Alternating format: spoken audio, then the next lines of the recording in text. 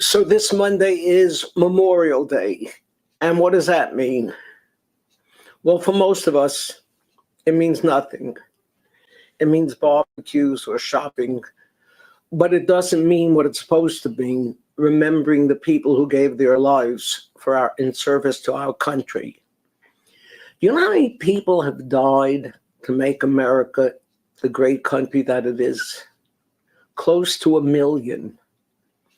And comes Memorial Day and nothing. One cannot help but contrast this with what takes place in Israel on its Memorial Day, Yom HaZikaron. The whole country stops. Movie theaters are closed. A siren goes off. Everyone literally stops in their tracks to remember the 25,000 who have given their lives to make Israel safe and secure. Why the different reactions? Well, there are several reasons.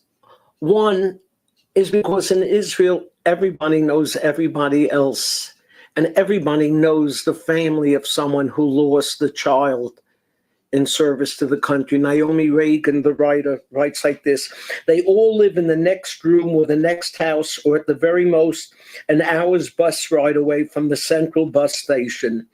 There is not a man, woman, or child in Israel who has more than 1 or 2 degrees of separation between themselves and every precious boy or girl in uniform. So yeah, you do feel more connected. You also feel more connected because here in the United States, our army is a volunteer army. And how many of us really know people who are serving in the armed forces? But I think there's another reason why the difference in reaction. In American numbers, 1 + 1 = 2. In Jewish arithmetic, 1 + 1 = infinity. Every single life is sacred. Remember when Israel got Gilad Shalit back from being a hostage in Gaza? They traded 1,000 terrorists for 1 boy. In our tradition, he who saves 1 life is as if he saved an entire world. Think of Memorial Day and think of our Memorial Days when we recite Yiska. We recite Yiska not collectively for all of our dearly departed, but we name them one by one: my mother, my father, my sister, my brother. Every life is unique and sacred. So let's remember those who gave their lives for our country.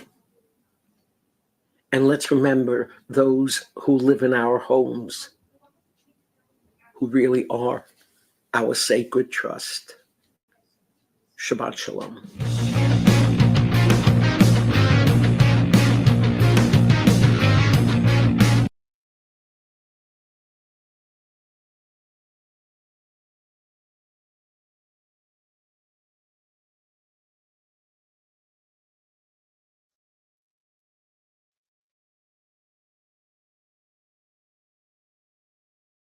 You're muted.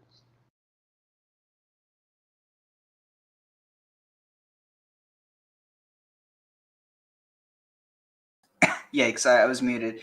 But no, I think it was a good message. I just don't really see how it connected that much to the Parsha. Maybe we'll find out later. But I do kind of, I mean, this was also 5 years ago, but like nowadays it does just, it hits a bit differently. And it's like, and I mean, I think that most people recognize this. It's just, it's a different thing to recognize it like on this passive level versus like taking it to an active level. But that, that is every life is sacred, but it's not just every life that you can relate to.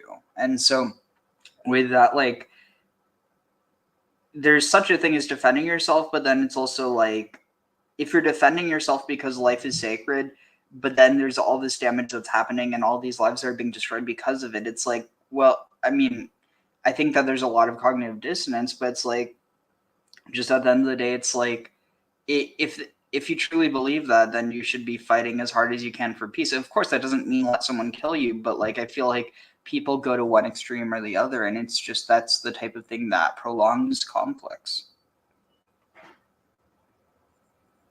Anyway, that's just my 2 cents. How are you doing, Graham? Oh, not too bad. I was going to say, part of me, it's like, at that point, you have to start applying transfinite mathematics, since you're dealing with one infinity on one side and another infinity on another. So, yeah. Well, once you're dealing with infinities, things get confusing. well, that's why they invented transfinite numbers. Yeah. And hyper complex, all sorts of. That's why people make up all sorts of math. Let's see. Ooh. Oh, no, it's too long. Let's find a quick one. The beauty of Shemitah.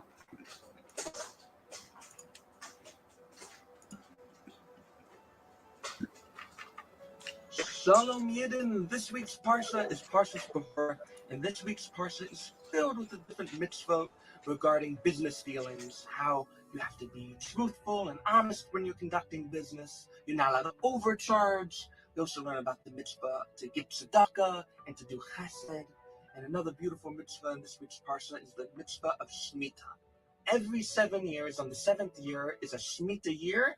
And the farmers in Eretz Israel, they're not allowed to work any of the land in Israel. They're not allowed to plow.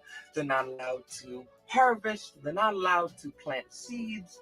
And it's a mitzvah that is woven emunah and bitachon throughout it, because you're taking the main source of parnasa, the main source of these farmers' sustenance. You're saying, don't work for a whole year. Even more so, not only don't work for a whole year, but anything that grows in their fields during the Shemitah year is considered hefker, it's considered ownerless. Anyone could come in without having to pay and take whatever fruits or vegetables they want. It's a beautiful mitzvah that, on face value, it's filled with emunah, which it is, but it goes even deeper than that. It's a mitzvah that truly shows the truth and emes that we got the Torah from Hashem, and it wasn't written by Moshe Rabbeinu, Aaron, anyone else. It came directly from Hashem. How so? In the Torah it says that whoever keeps Shemitah, the next year they would be blessed with 3 times as much.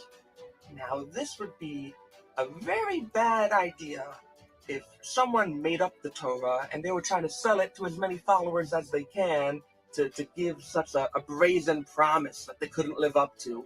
Because surely such a thing wouldn't be any sort of a miracle. Don't work the land for a year and the next year you get 3 times as much. Even more so, you could say how as long as we've had the Torah, certainly someone would have noticed, hey, I kept Shemitah, but I didn't get my fair share with my 3 times produce. And we've had it every 7 years, every Shemitah cycle consistently. It is a promise that only Hashem could make, because it's a promise that only Hashem could keep. It's a beautiful mitzvah that I hope we all be able to take a part in. And Mashiach comes and we all go to Eretz Yisrael. May you all have an amazing Shabbos.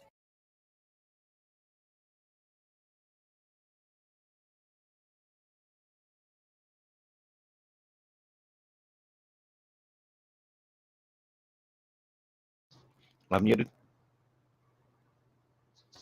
Dang, why does this keep happening? But no, I mean, I definitely understand where it's coming from, but at the same time, it's like, what happens if it doesn't work one year for, whatever reason or another? Because you're basically almost like holding God to that law and saying that the reason is, you're not saying it's because of that, but that's how you know that it, I don't know. I think that it ends up kind of jumping a lot of logical leaps, but like, I don't know, because there's all these reasons that it could end up being not 3 times as much. And do you say that because that 3 times as much? I mean, at the end of the day, it's ritual. Like you could say that there's all this meaning behind it, but at the bottom of the thing is ritual. And so I think to look at it as this is what happened. Actually, no, I guess that does kind of go in with ritual. The whole idea of do this and you get this result. I mean, maybe not exact, but see, that's the thing. If you're expecting the result, then that's one thing. It's almost like to say that God will always give you that 3 times as much is fallacious, because it's like, well, then you're saying that God is beholden to this law. Well, you have to adjust that with basically how you followed God over the last little bit. So that you can always give the priest can always give God an out, because how good was that person who was expecting the 3.5? Maybe they only deserve 1 times. From a practical standpoint, it's the point of every so often putting the land fallow, where you're not actively harvesting it, and it's an idea of like a land renewal. Because if you constantly farm the land, you over farm it and you reduce its productivity. The other one is, I just have to comment, is it was hard to follow him because that tie is just so awesome. Okay. Yeah, inspiring. Don't forget to stay inspired. Oh, I guess we're at the end.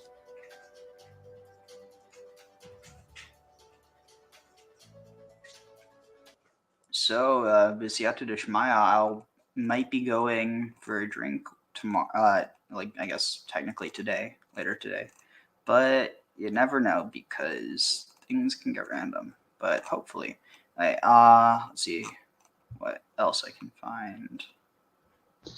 Well, I always expect things to go random. I always kind of hope it's random in the good sense. That is true. Oh, okay, this should be interesting. You ready, kids? I think I need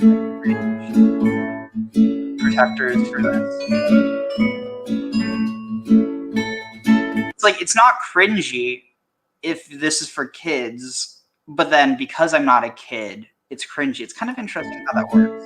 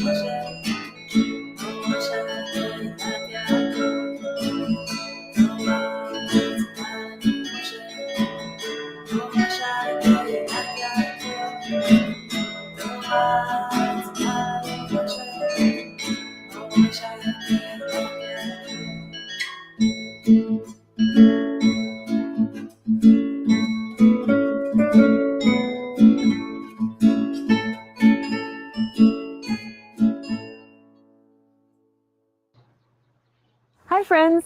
Today we're going to learn 2 parashot, Behar and Bechukotai. Those are the last parashot of the book of Vayikra. So at the end of the lesson, we're going to say Chazak, Chazak v'nitchazek. That's what we say when we finish a book in the Torah. So we have more energy and more power to continue our studying. Hello, hello, hello! can I help you teach Parashat Behar and Parashat Bechukotai? Oh no! Of man. course. Tell me it's not a double portion. Did I? I don't think it is, but let's see. Behar.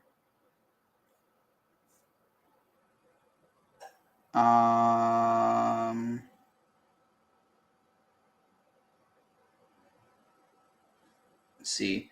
Is Behar and Bechukotai always together? Or do we sometimes read a double portion? And we usually read one portion each Shabbat. However, there are 14 parshiot that, depending on the year, can potentially be paired together. So 2 portions. Okay, let's see.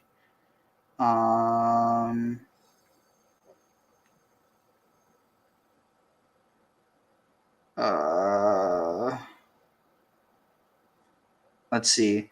Parsha calendar 2024. Please tell me it's not. Please tell me it's not. All right, let's see. May 31st. It's 21st. Okay, perfect. It's not. Okay, awesome. She just made the video when it was. Phew.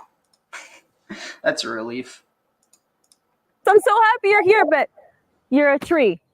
How are you going to help me teach the That's kids not a Torah? tree, that's an end. Because Parashat Behar and Parashat Bechukotai are all about us, the plants, the land. Plants and the land, I thought the Torah was commandments and mitzvot for human beings. Well, what do you didn't think? notice the Don't we mushroom? have rights? That's a very Well, happy I'm a end. tree, and you A should know very, that very I happy have end. rights too, and the earth has rights too, and the Torah makes sure that you humans know that and don't take advantage of us. Really? The Torah takes care of the rights of the earth, of the trees, of the plants? Oh, yes, of course. You know, baby trees are entitled to keep their fruit. What do you mean? A tree less than 3 years old doesn't have to give you humans its fruit. And on the 4th year, all the fruit that grew goes only to God, not to you humans that think that we belong to you. Really? Yes, you can take our fruit only from the 5th year and on. I mean, like, I wouldn't be so critical if puppets weren't supposedly her thing, but, like, does she not know what ventriloquism is? Or do not all puppeteers do ventriloquism? I guess it doesn't matter if you're... Yeah, not all of them do it. A lot of times she'll have the voice actor out of camera. I was going to say, just honestly, it feels kind of unprofessional just because this is her shtick. But I guess if you're a kid, you're not hypercritical. You're paying attention to the puppet. You're not paying attention to the person whose hand is up the puppet's you know what. Supposedly, she's evoking the change of character with the change in her voice, which she doesn't do particularly adept at in here. Yeah, I think also maybe her like facial expressions. Before that, leave us alone. Oh, okay. What else does the Torah teach? Well, the Torah teaches that you can't take everything for yourselves. We have the rights to give our fruit to poor people that don't have enough. What about your mushrooms? I guess you could still consider that the fruit of the mycelium, so. Can't take everything from your feet. I would hope that the end would be sharing the mushrooms with people. Yeah. Well, what do you think the manna from heaven was? I'm joking. I mean, if only, but I don't think that if I could have, oh, believe me, I would have so much fun if the manna was mushrooms, but. Field. It's not only yours. You have to let us give our fruit to other people too. People that don't have. And that's why the Torah teaches about Shnat Shemitah. Shnat Shemitah? Yes. Every 7th year, there's 1 year, a whole year, when we are on vacation. What?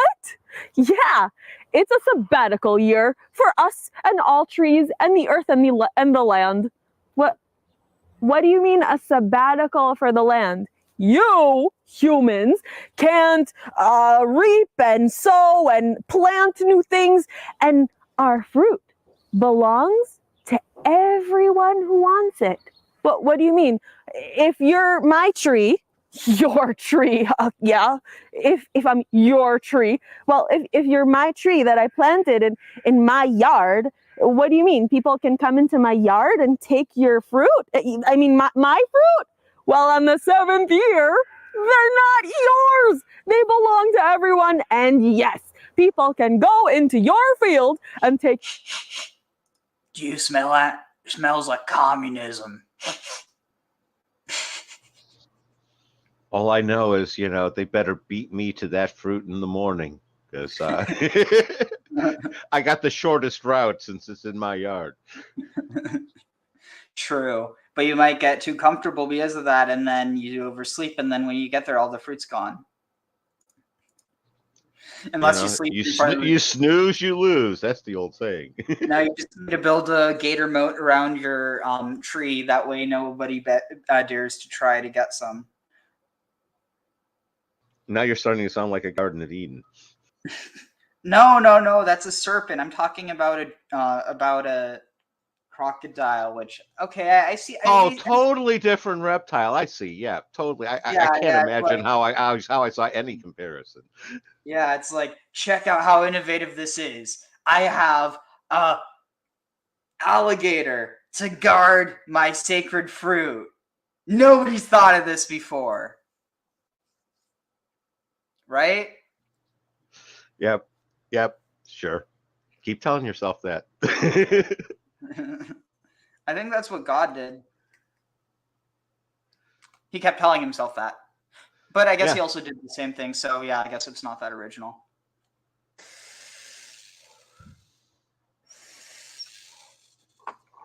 But imagine if, it never occurred to me, how come the serpent didn't eat the fruit? Well, you could argue the serpent did. That's why it knew. That's why it was wise and knew the difference between good and evil. So that's why it was judged. Again, I always remember that it's an inversion of the, I think it was Akkadian that was the first one, where you were supposed to eat of the tree and you had to get past the serpent guardian in order to eat. Is that similar to like with Gilgamesh, where the serpent steals the plant of life while he's sleeping? Similar. It's a different myth, though. This is Iana. And I think it's one of the Iana ones. But there was definitely a myth about the tree and the serpent guarding the tree of knowledge. Interesting. Take as much fruit as they like. Wow. I didn't know trees have rights. That the land has rights. Yeah. And every 7 times 7 years, every 7 years of sabbatical, like every 6 years there's one sabbatical, and then I count another set of 6 years and then another sabbatical, and then another 6 years and then another sabbatical, like that for 7 times. Yeah, 49 years. Exactly. And on the 50th year, it's the year of Jubilee, the year of the Yovel. Yovel? What happens in the year of the Yovel? Well, the year of the Yovel. In case it's not clear to anyone, Yovel or Yobel or Jobel is where Jubilee comes from. Jubilee, Jubilee, Jubilee, Yovel. It's also where the name Yuval comes from. It's kind of interesting. It's like, it's not necessarily inherent unless you think about, well, Jubilee is not a Hebrew word, but Yovel is. So it's just changing the V to but that's the thing, vet, it could be either B or V. So really you just have to change the ja to ya, and then you get it, Jubilee or Yobel. And then I wonder where the double E came from. Why it wasn't just Jubal? I don't know. If I had to guess, that was somewhere later on in English. Yeah. You darn English people mucking up other languages with your strange conventions. Hey, English is the great amoeba of languages. It absorbs every language it touches. Oh wow. Okay, this is interesting. I I don't know how I never realized this before, but like I'm looking at the name of this episode, looking at the Phoenician or the Paleo Hebrew, and I never realized how similar. Actually, that's interesting because yeah, the Resh and the Bet, they have a very similar top. It's even the same if you look in the Aramaic script, which is what most people know as the Hebrew script. But it's actually Aramaic, like derived from Aramaic. And so what's interesting is they both have the same, like a bet is basically a resh on top of a horizontal line below it. And you have that same thing in the older script, which I don't know. I find that fascinating, but maybe I'm just easily impressed. I think I'm probably easily impressed, but I also think it's kind of cool. Oh, it could be both. Actually, that's kind of an interesting thing to say. If it's cool, it's kind of a black box because they're real. Like, what's to say that it is cool? It might. I mean, it very well could be cool, but who's to determine that it is? Unless you just view it as I have the beholder thing, in which case there is no such thing as cool. It's just something that we ascribe to things that we find joy in. Yeah, I think I'll go with that theory.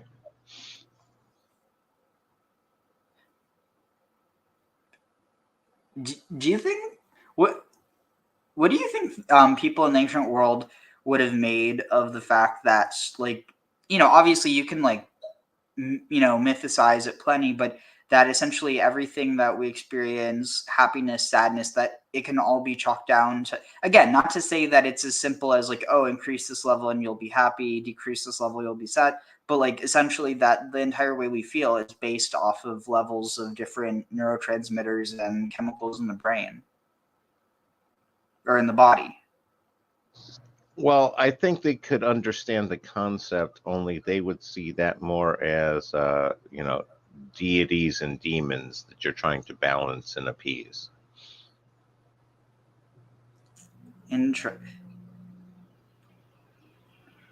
But like, what about the idea that they're like actually in the head?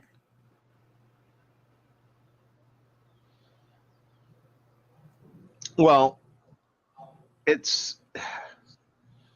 they don't necessarily register where in the body it's at. They register the effect on their perception of reality. So it doesn't really matter where it's at, it's how it affects them. That's my way of looking at it, at least. All right, let's see. Sorry, I'm just trying to send Avi the link to this. Okay, wait here. Messages here. Copy. Here. All right. We'll continue. Also, hey to anyone who's watching. I see that there's 2 people watching. Yeah, also, if anyone wants to join here, I'm putting the link to join in chat. But, yeah, here it is.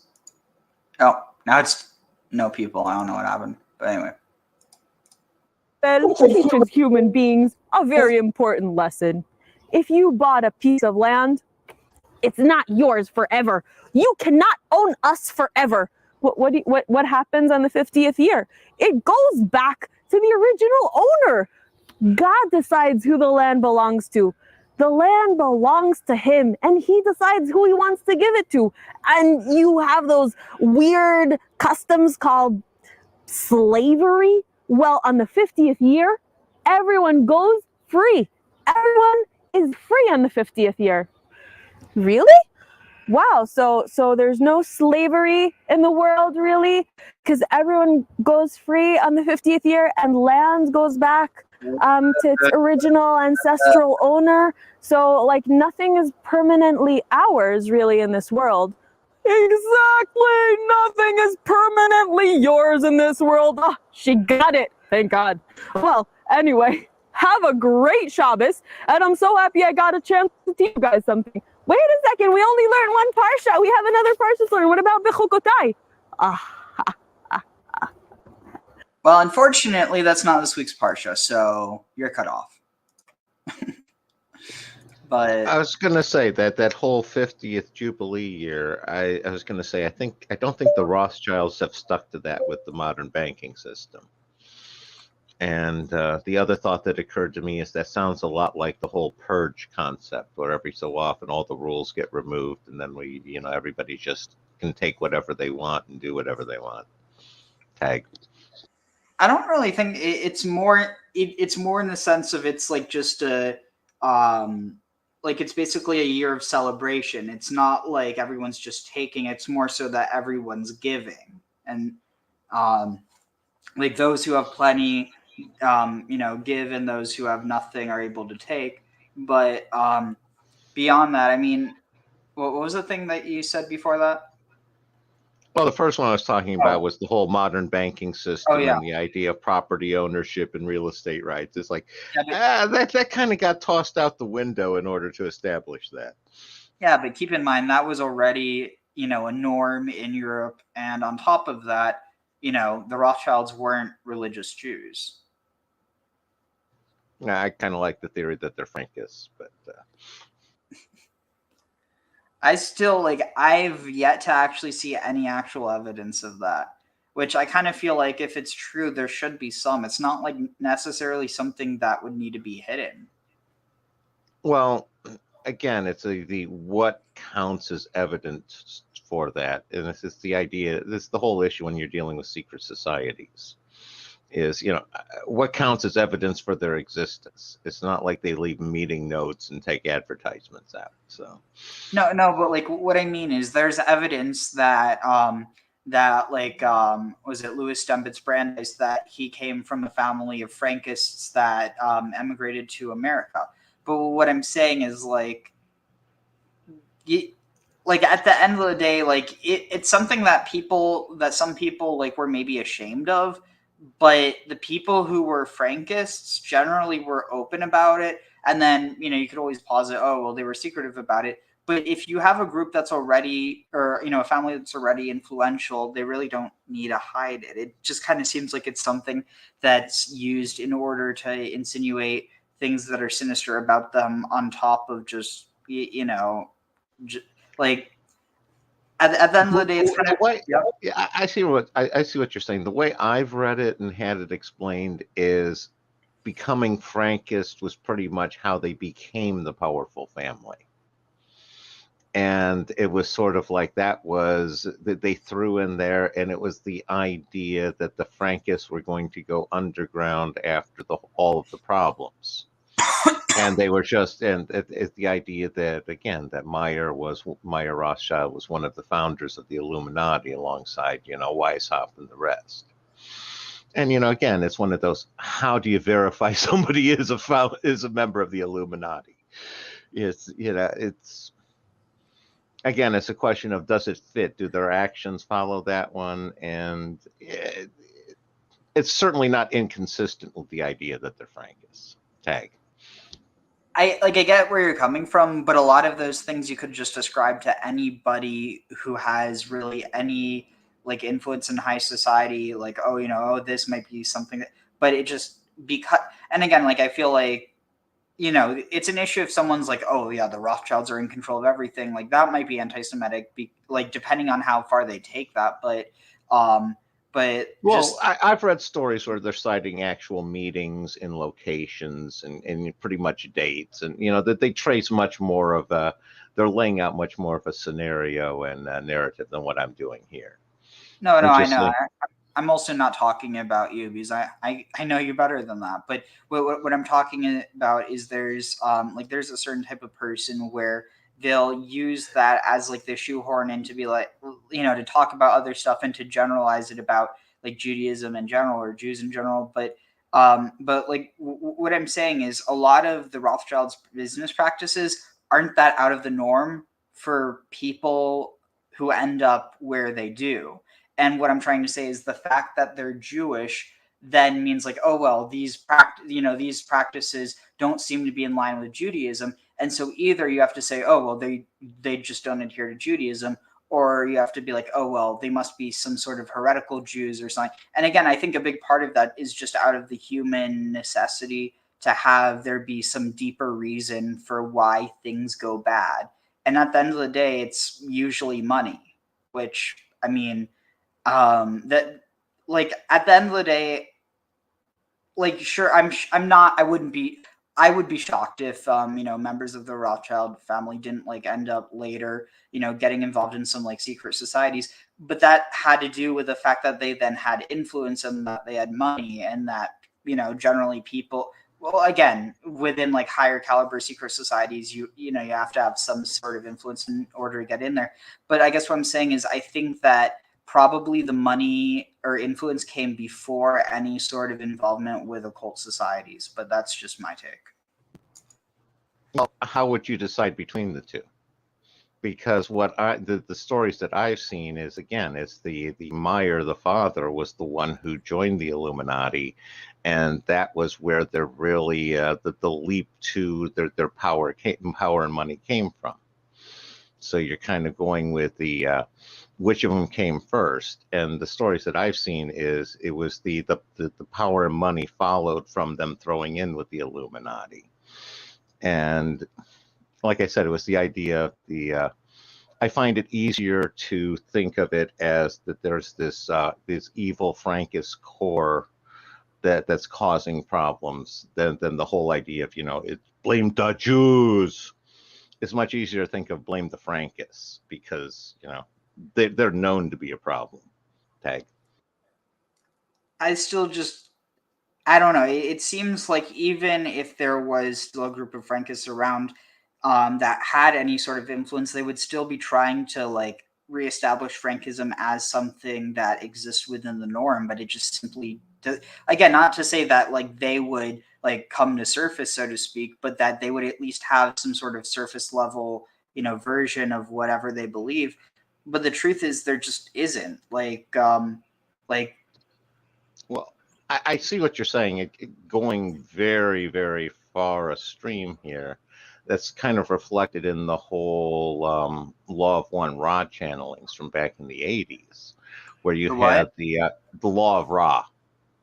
It was a channeled communication with an extra dimensional being back in the 1980s. Where are you talking about? What was that? I know it by another name. It's Law of One is one of it. Ra was the entity they were communicating with. There were three of them. Two guys and the girl was the communicator. Yeah, but what were the other? So there, it was. Oh my God, how am I forgetting this? I literally did research on this cult. It's tip of my tongue. It's Oh, did somebody turn it into a cult later? Because it wasn't a cult. It was basically honest parapsychological researchers. No, it's what was the name? It was shit. Let's see. Alien channeler cult. Ashtar. Right, no, was it Ash? No, I'm Ashtar Shiran, was it that? It might be a different alien channeler cult because those are not uncommon.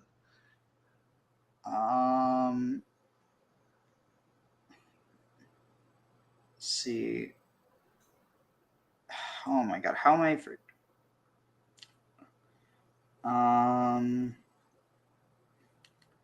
lady. It was a woman. See, woman who claimed to channel aliens northwest. Oh my God, how this is really bugging me that I don't remember. No, you're talking an entirely different group there, Ariel. I know that.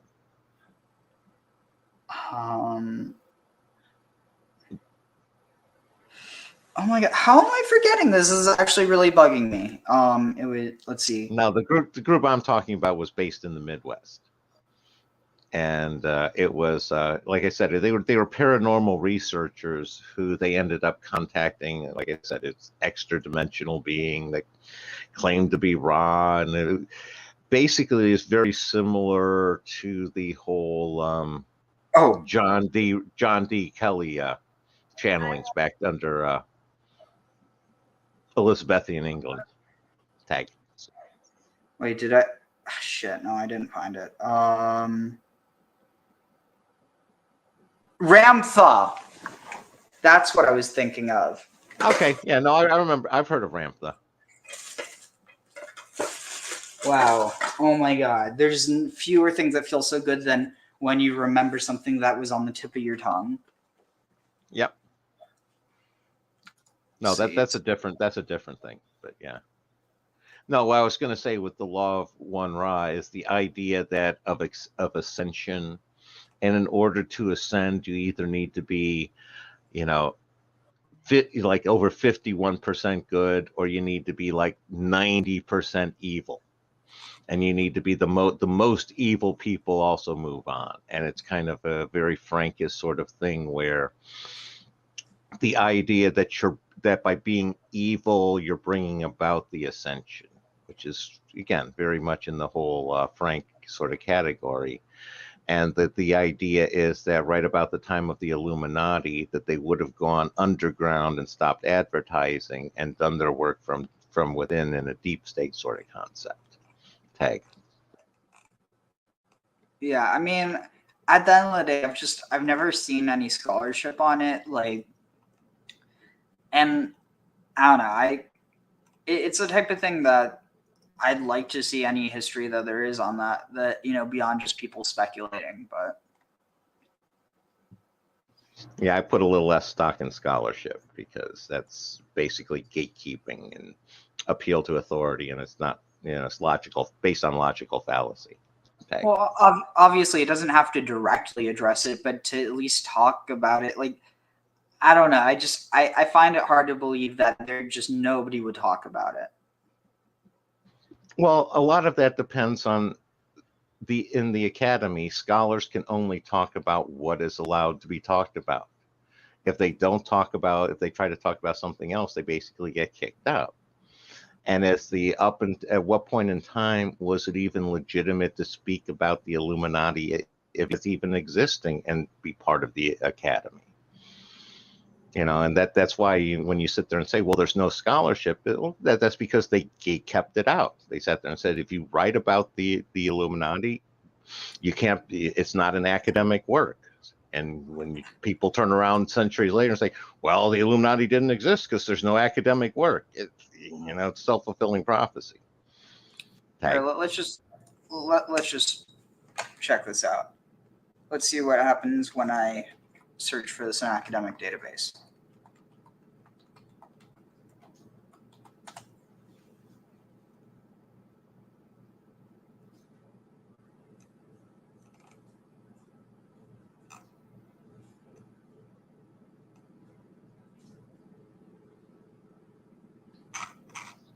I will confess I do have problems sometimes finding papers that I know exist in academic databases. Yeah, fair point. Let's see.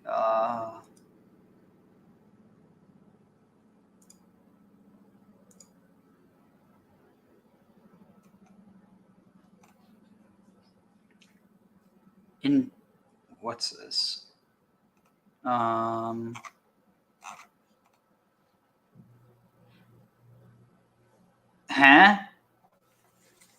This guy's last. Oh, that's funny. Apparently, Illuminati is an Italian last name.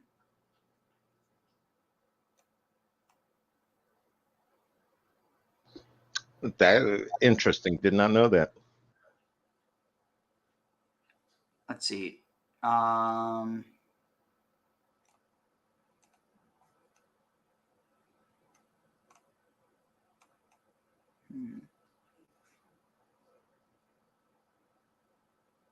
I mean, part of it also comes down to the issue of the term Illuminati, just like it says here, being another term for intelligentsia.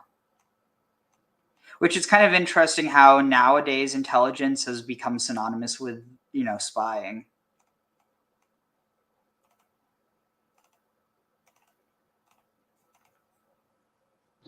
I was going to say that's kind of always been that way. Again, you got to go back to Elizabethan times and John Dee, where he was the first spy master, 007.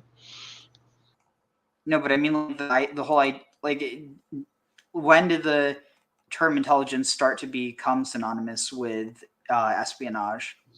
Well, that's what I was saying. Is I think it was right about that time with John Dee.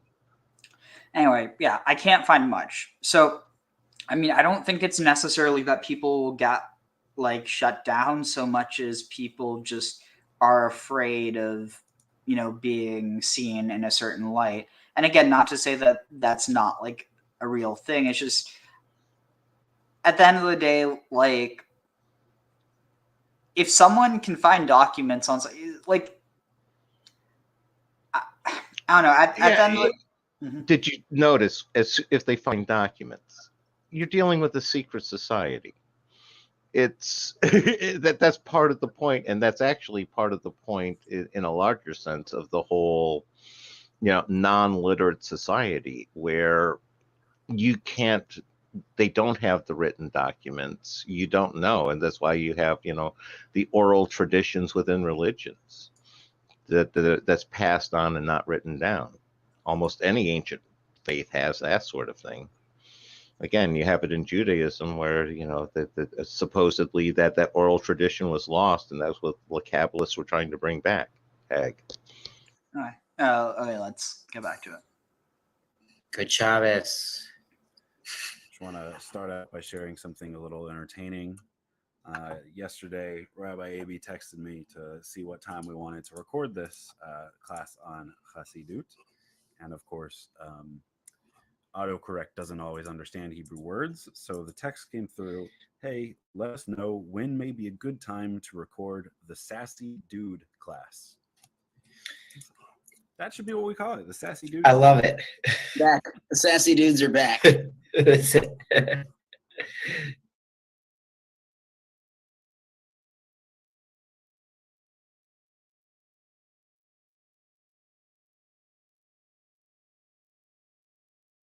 Muted. Dudes. All right. Of course. No, I was So- saying that it's funny because Bassi rhymes with sassy, and they were talking about how Chassidut got mistranslated or misinterpreted by text to speech as sassy dude.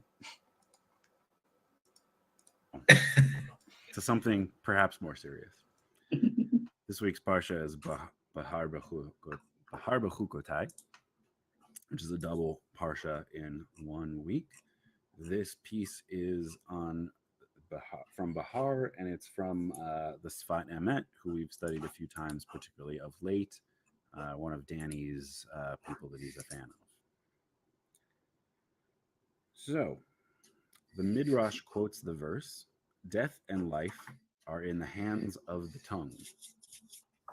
It goes on to quote Ben Sirah, who told of one who found a glowing ember and blew on it, lighting up a flame.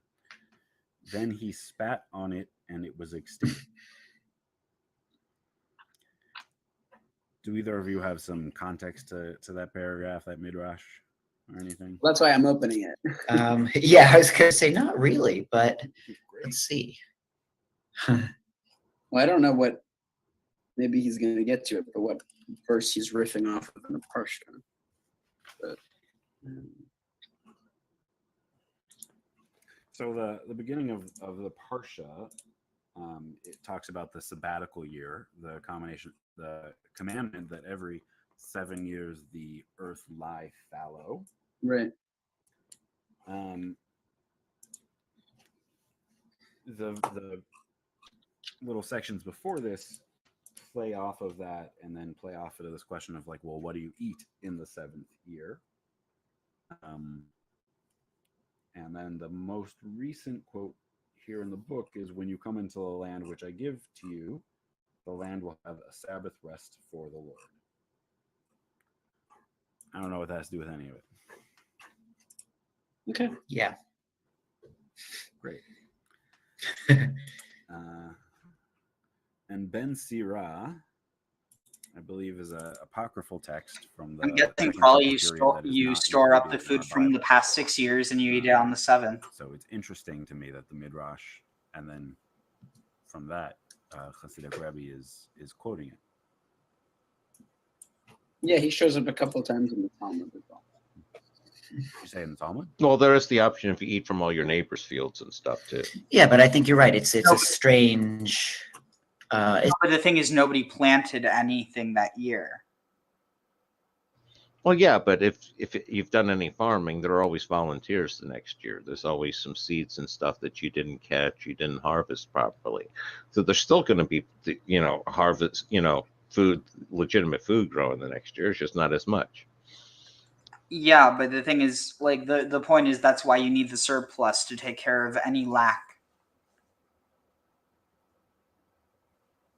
Because, like, what I'm saying is if 1 year you plant a bunch of wheat and you harvest it, and then the next year there's no, like, you need to plant the wheat again in order to have wheat in the spring when you harvest it. But since they haven't planted anything, they need the surplus from the previous years. No, you're still going to get 10%. What do you mean? Well, even if you don't plant anything, some wheat is still going to come up the next year. That happens. Yeah. That's just how plants and farming works. Yeah, but it won't be enough to sustain the population.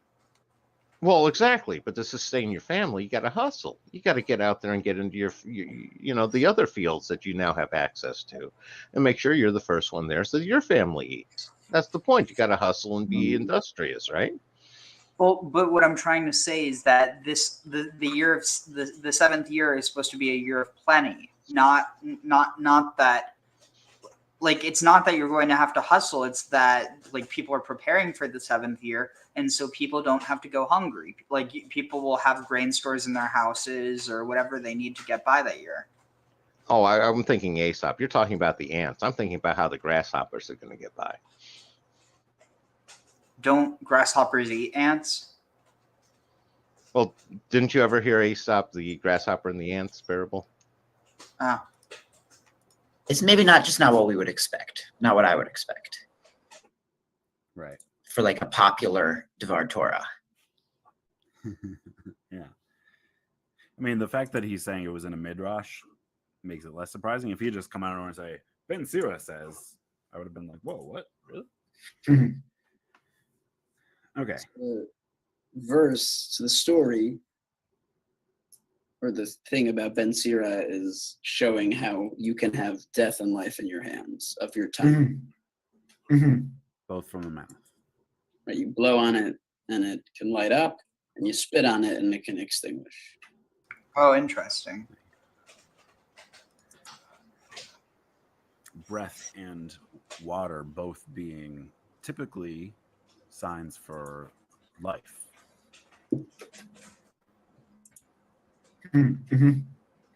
Here. Yeah.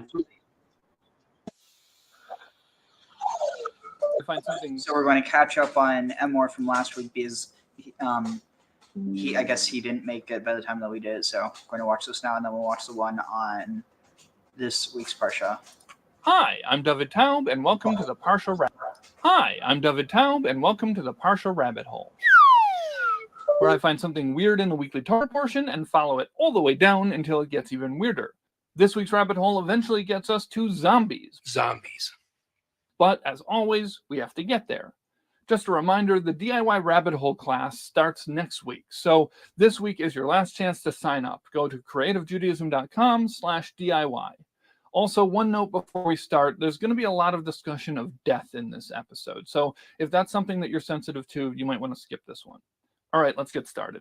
This week's Torah portion, Parshas Emor, starts off with a bunch of laws for Kohanim, the descendants of Aaron who do all the sacrifice stuff in the temple. And one of those laws is that Kohanim are not allowed to knowingly make themselves become tameh, ritually impure, through contact or proximity with a dead body. You want to see a dead body? There are exceptions, but in general, a Kohen has to be careful with being around dead people. And as we mentioned in last week's episode about the plant monsters, a dead body can transmit tuma, ritual impurity, not just by touching or carrying it, but also by being in the same room as it. So when I was looking over the Parsha to find threads to pull at and holes to dig, I initially skipped right past all of this stuff.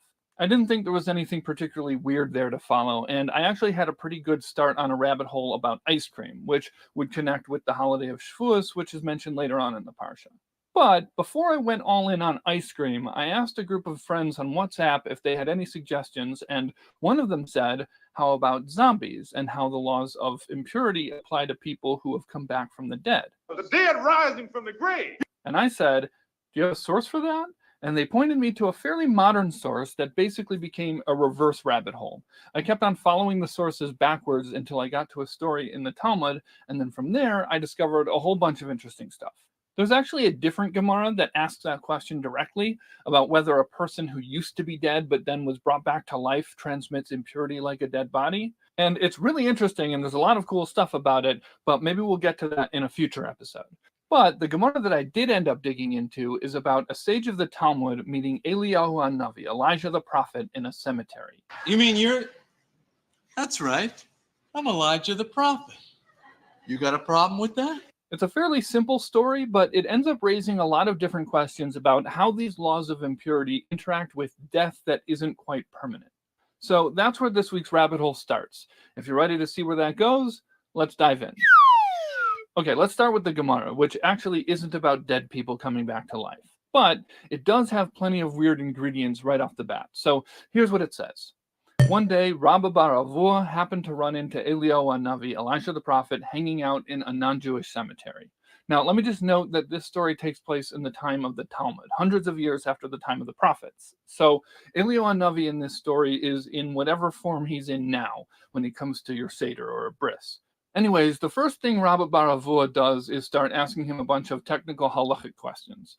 But then I guess he realizes that the circumstances of this meeting are kind of strange, and he asks, hang on, aren't you a kohen? Why are you hanging out in a cemetery? And then Eliyahu HaNavi answers that it's not a problem because it's a non-Jewish cemetery, and the dead bodies of non-Jews only make a person impure by direct contact, not by being in the same space.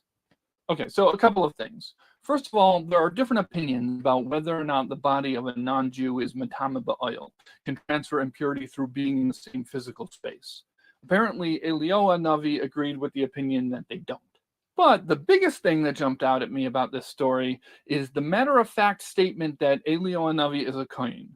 That didn't sound like something I knew from other contexts. So I jumped over to Sefer Malachim, the Book of Kings, to check out Eliyahu HaNavi's entrance. And just back a little bit.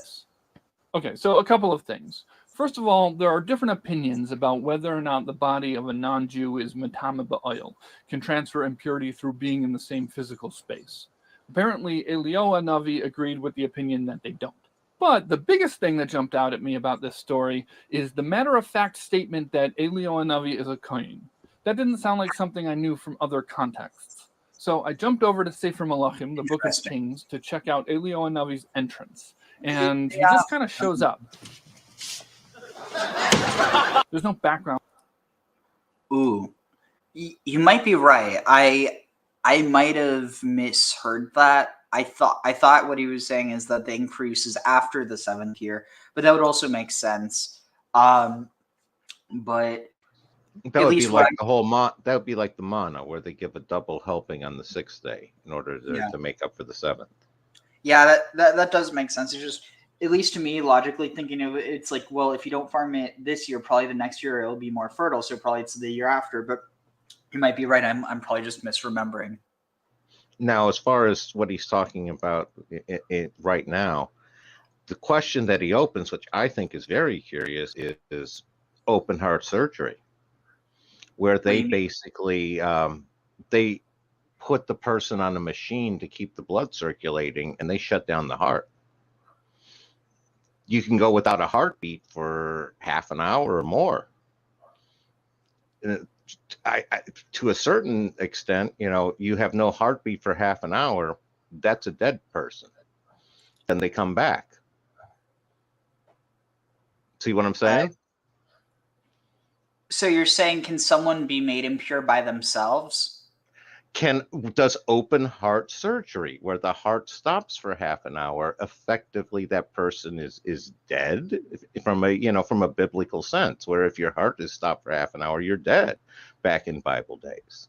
Does does that make a person ritually, what sort of impurity does that bring on, if any? I mean, Again. first of all, I'd say that wouldn't be considered dead. But again, I'm not a rabbi, so but You could probably get a dozen rabbis arguing over this point. It'd be great.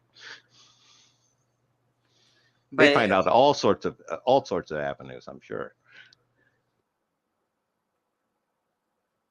But what I'm trying to say is I don't think that'd be considered dead, because there's this idea in Judaism that the blood is the life of the the blood is the blood is the life of the, I forget exactly what how it's phrased, but basically, the blood is the life of the soul or something.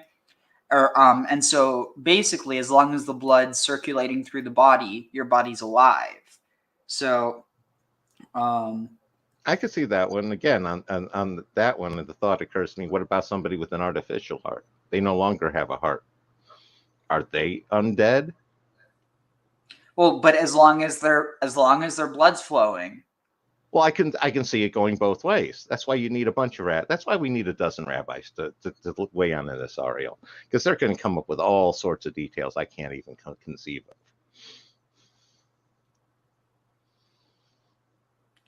Like this guy says, these rabbi holes can be great. And that's a question. There's a rabbi hole for him. Is somebody with an artificial heart, are they alive or dead according to, ancient, rabbinical interpretation?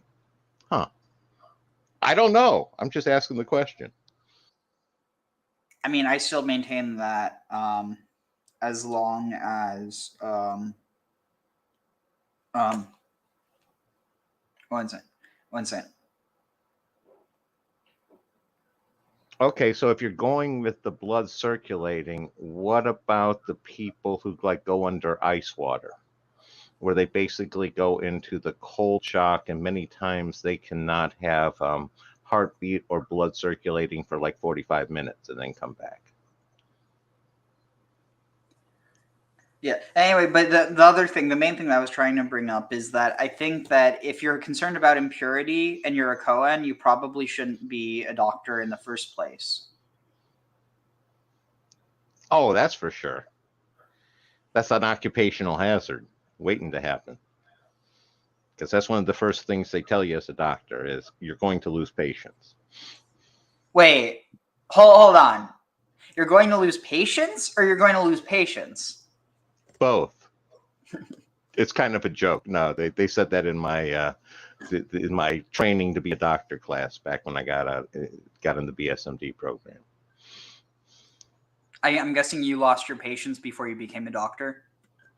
I just decided I hated sick people. And if I hate sick people, I shouldn't be a doctor. Wait, so you hate patients or you lost your patients? Well, I hated them. They whine way too much. Wait, does that mean you don't like wine? No, I'm much more of a Scotch drinker than a wine drinker.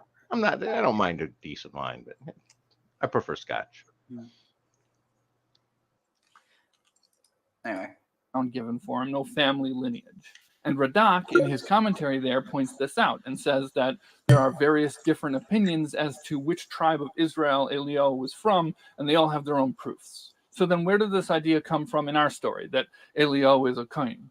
Rashi tells us that it's based on a statement that's mentioned in a few different places in Midrash and also in Zohar, that Eliyahu is Pinchas. Pinchas was Aaron's grandson, and he was a Kohen.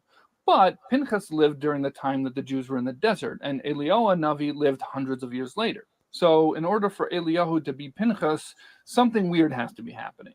Well, that's ridiculous. He lived hundreds of years ago. The Midrashic sources that mention this idea that Eliyahu is Pinchas don't explain the mechanics of how it works. They just say that Eliyahu is Pinchas, or sometimes the other way around, Pinchas is Eliyahu. Usually that's interpreted as meaning that Pinchas lived for hundreds of years and then had his second act as Eliyahu. But a lot of Kabbalistic sources explain it with Yogulim, reincarnation. Pinchas passed away, and then that same soul returned as Elio. But it seems like our story about Elio Hanavi in the graveyard is looking at it the first way, that Pinchas in his original physical Kohen body was Elio. Let's see, what's this? Rabbis study law and CBC radio yesterday had this topic argued in court cases by guys with life sentences who wanted out because they died. Judges said, oh no, especially one who was in court testifying about why he thought so. Interesting. Yeah, I don't see, like, what that's stupid. Just because you die, you should get your sentence vacated. Well, yeah, that's the idea of you were in there for life. Your life ended, you died, therefore your sentence is over. I can certainly see a lawyer making that argument. Again, it's sort of like if you try the old one where if you tried to hang somebody and the rope broke, they went free.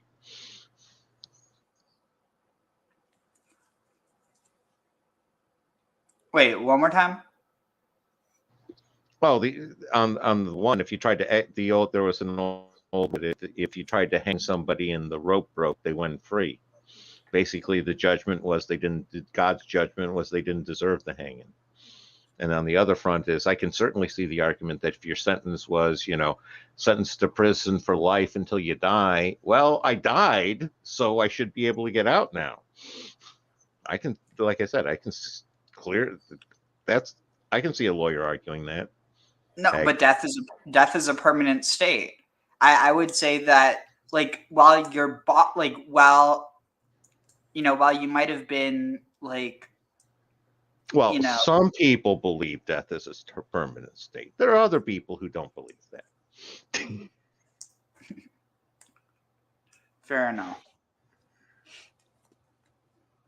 Anyway. Oh, and then Sandy left. And that hundreds of years after he ascended to the heavens alive, he showed up in a non-Jewish cemetery to talk about halacha. There are entities possessed of extremely long lifespans, virtually immortal. Thus the question, hey, you're a Kohen, how could you be hanging out in a cemetery? And then the answer is because non-Jewish cemeteries are different. So when I was first looking at this story, the first thought I had was that it's strange to apply these laws to Elio Hanavi in his current state at all. He is not a regular person. I mean, just the fact that he can drink a cup of wine in every Jewish home in the world in one night tells me he's not bound by the same rules as most human beings. Although, to be fair, it seems like by the time he gets to my house, he barely even touches it. Anyways, I thought it was interesting that the story doesn't acknowledge that at all and answers the question based on regular human halacha. But while I was digging through the commentaries on this Gemara, I saw that Tosfos Rid does kind of address it. He's answering a question that he apparently asked in an earlier edition of his commentary, which is that Elio only explains why being in the same space as the body of a non-Jew isn't a problem for a Kohen. But what about direct contact? That should still be a problem.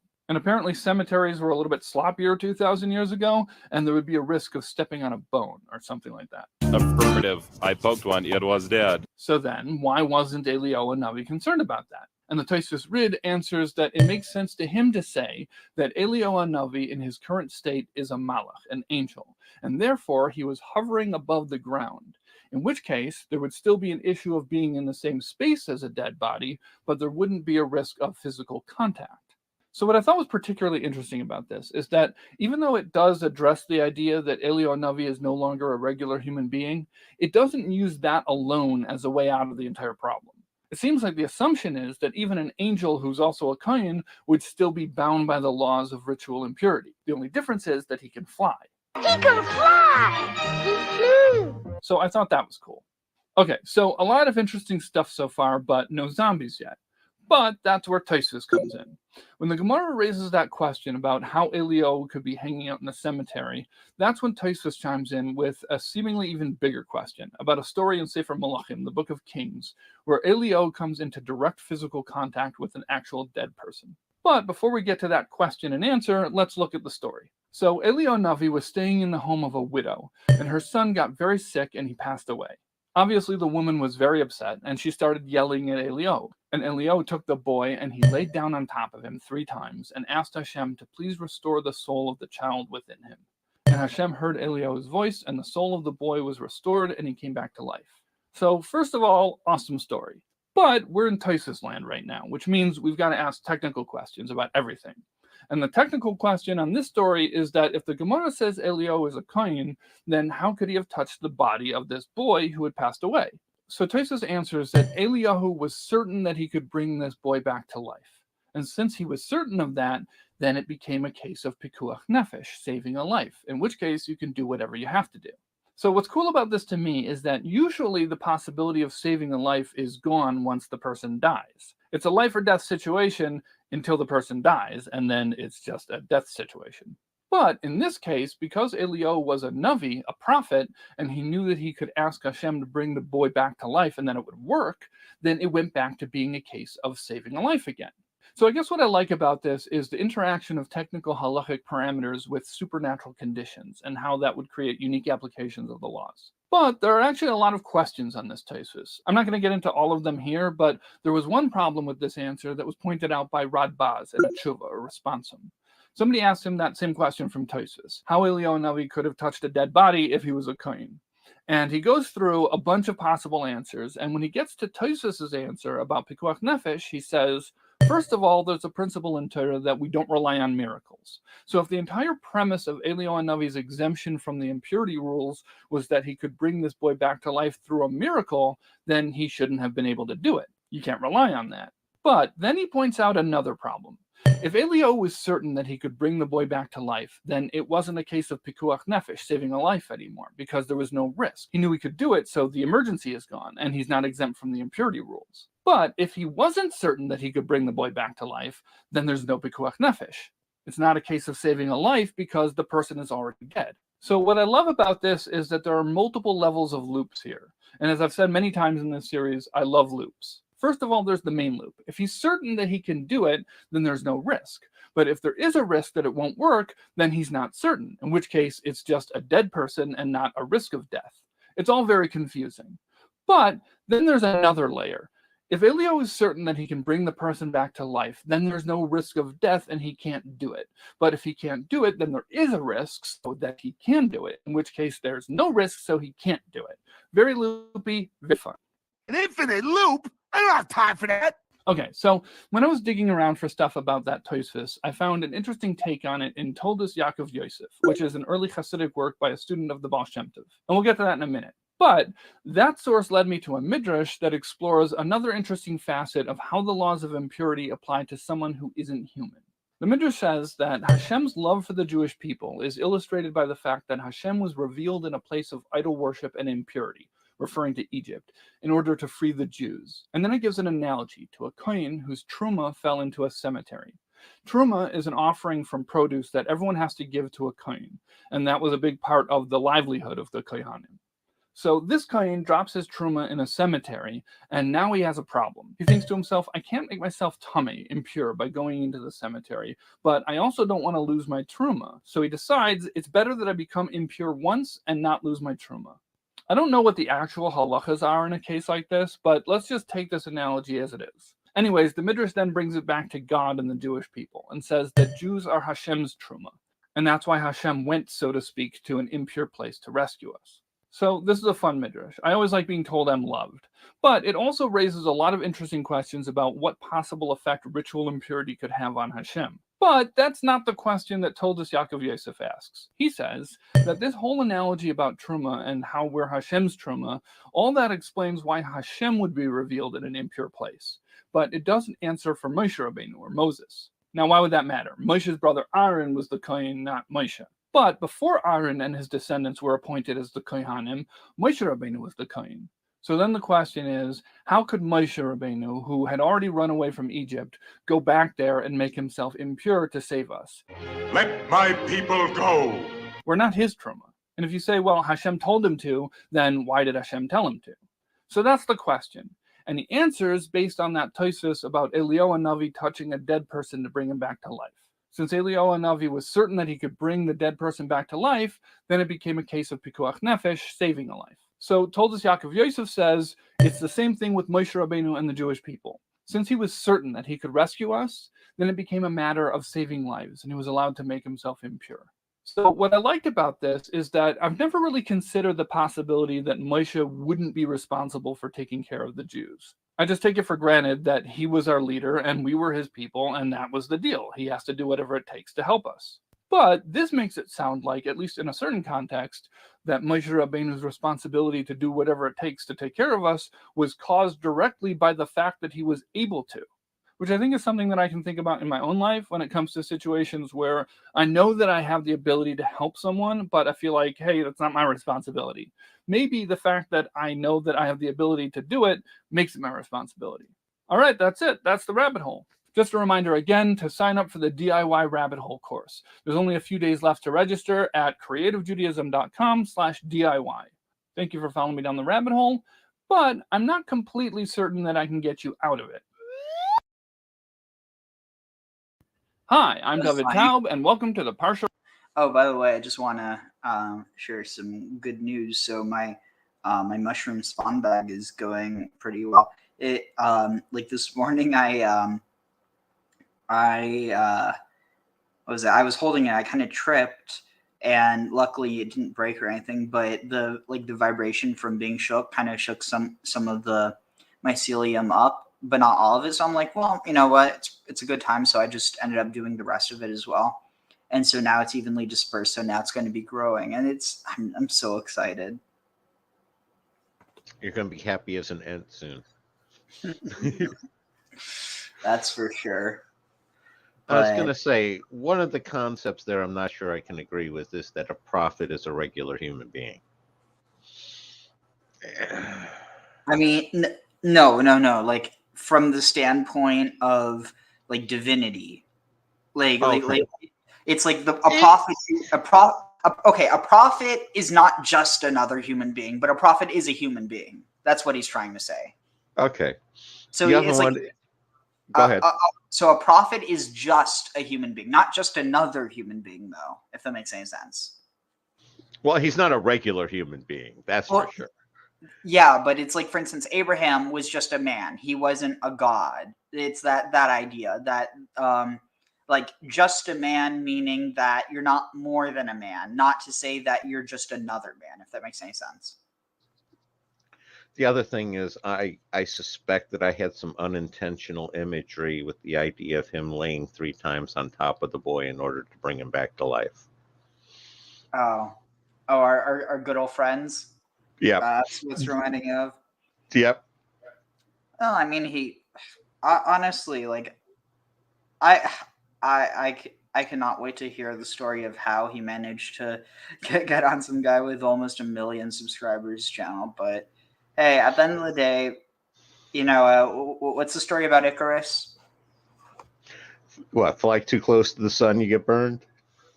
Yeah, I mean, eventually people are going to start noticing something smells a bit fishy, and it's not fish. Is it that medicated leather band, leather apparatus there again? Oh, that's going to become our joke. Like, what is it? Actually, never mind. No, because there's this one joke that some people make about it's like was this like a parable, or not a parable, but like a saying in Islam or something, that the eyes are the like leather strap of the anus or something. I haven't heard that one, but okay.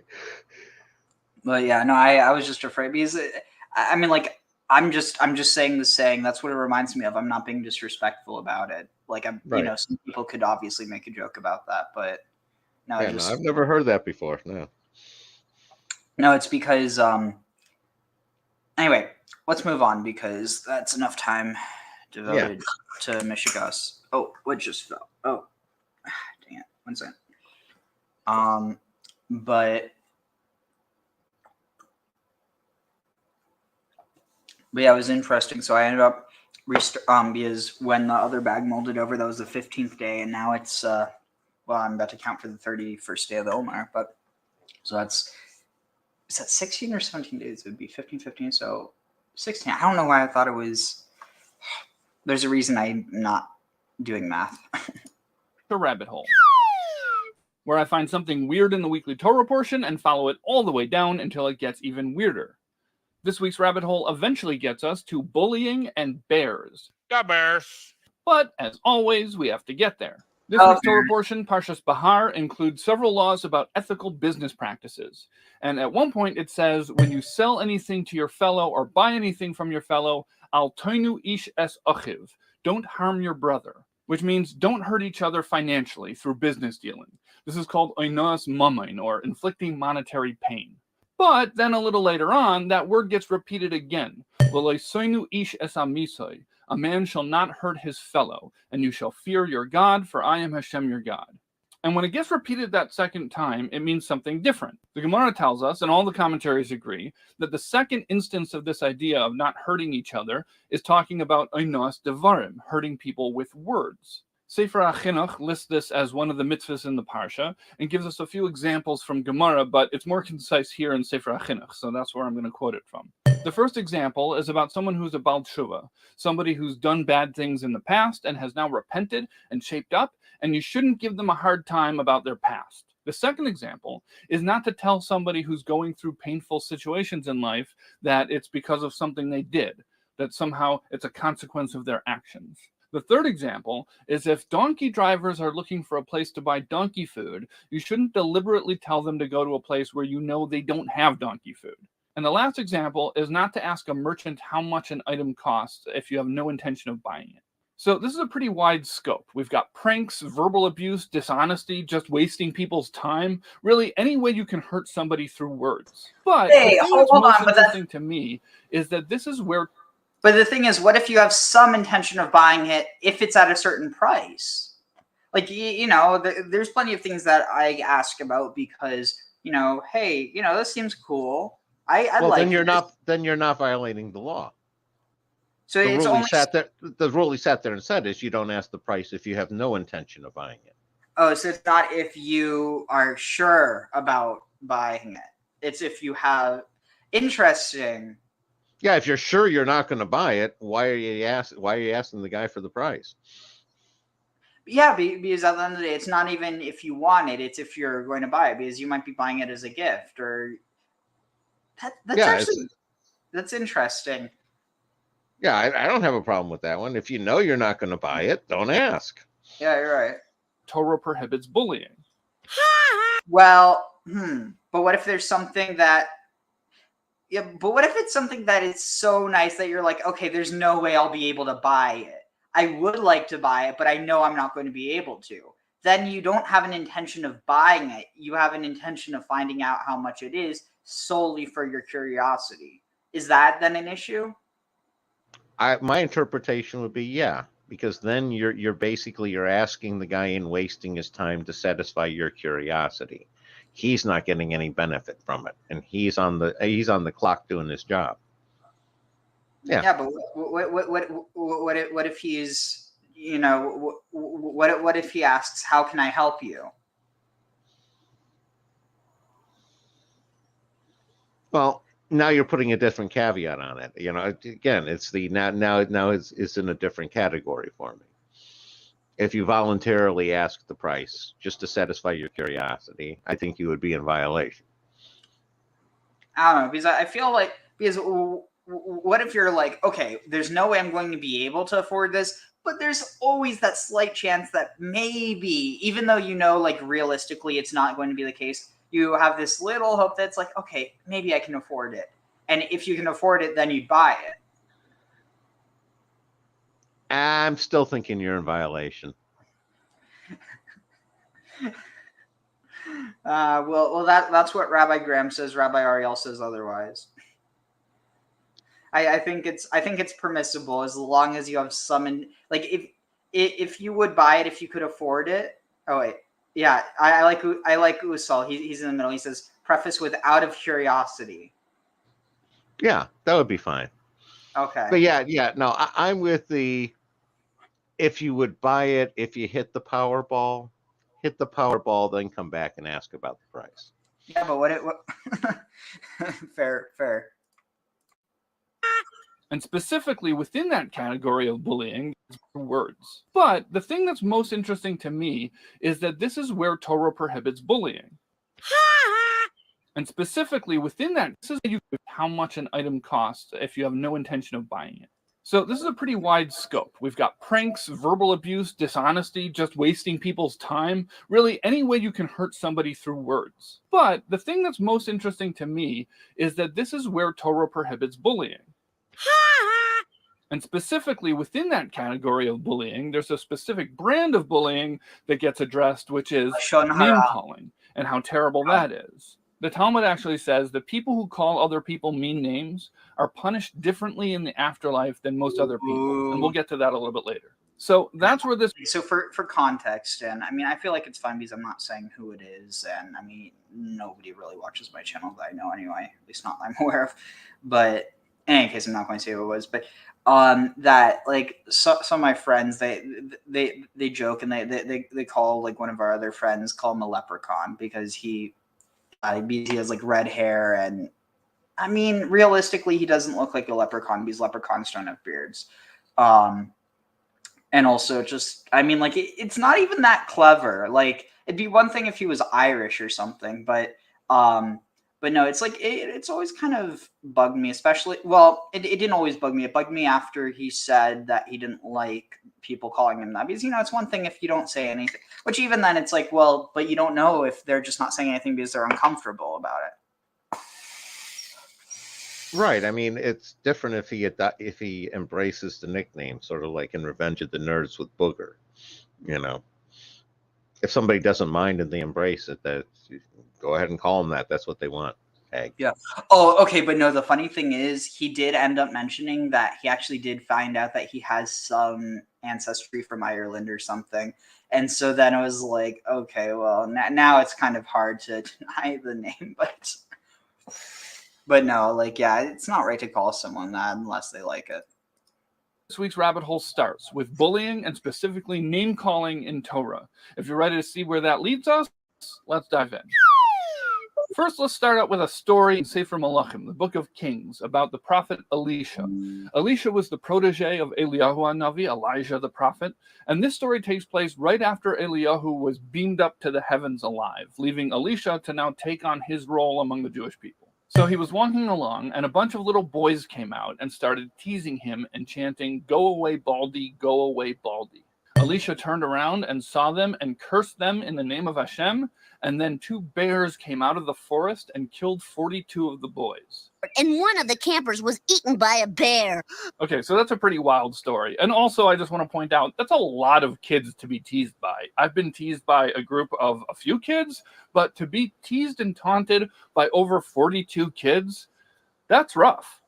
So I actually wasn't familiar with this story at all, but I was told that it's a particularly famous story and that a lot of people use it as part of a criticism of religion in general. Why would you believe in a God that would punish a bunch of kids like this? So apparently this story really raises a lot of difficult and challenging theological questions for a lot of people. Anyways, let's talk about the bears.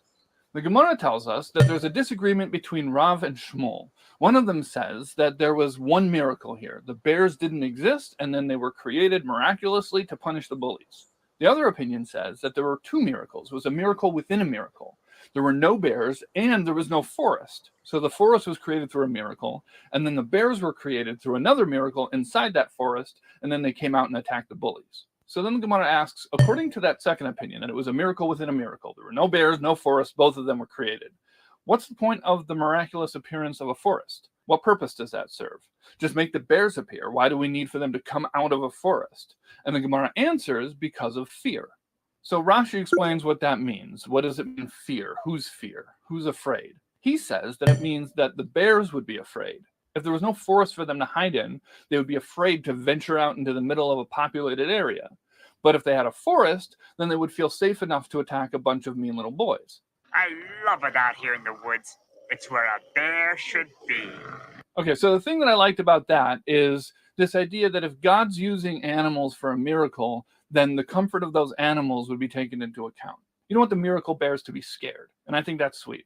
But when I started digging around for more commentaries on this, I saw that the Maharsha disagrees with Rashi's interpretation here. He says this doesn't make any sense. Then the comfort of those animals, this idea that if God's using animals for a miracle, then the comfort of those animals would be taken into account. You don't want the miracle bears to be scared, and I think that's sweet. But when I started digging around for more commentaries on this, I saw that the Maharsha disagrees with Rashi's interpretation here. He says this doesn't make any sense.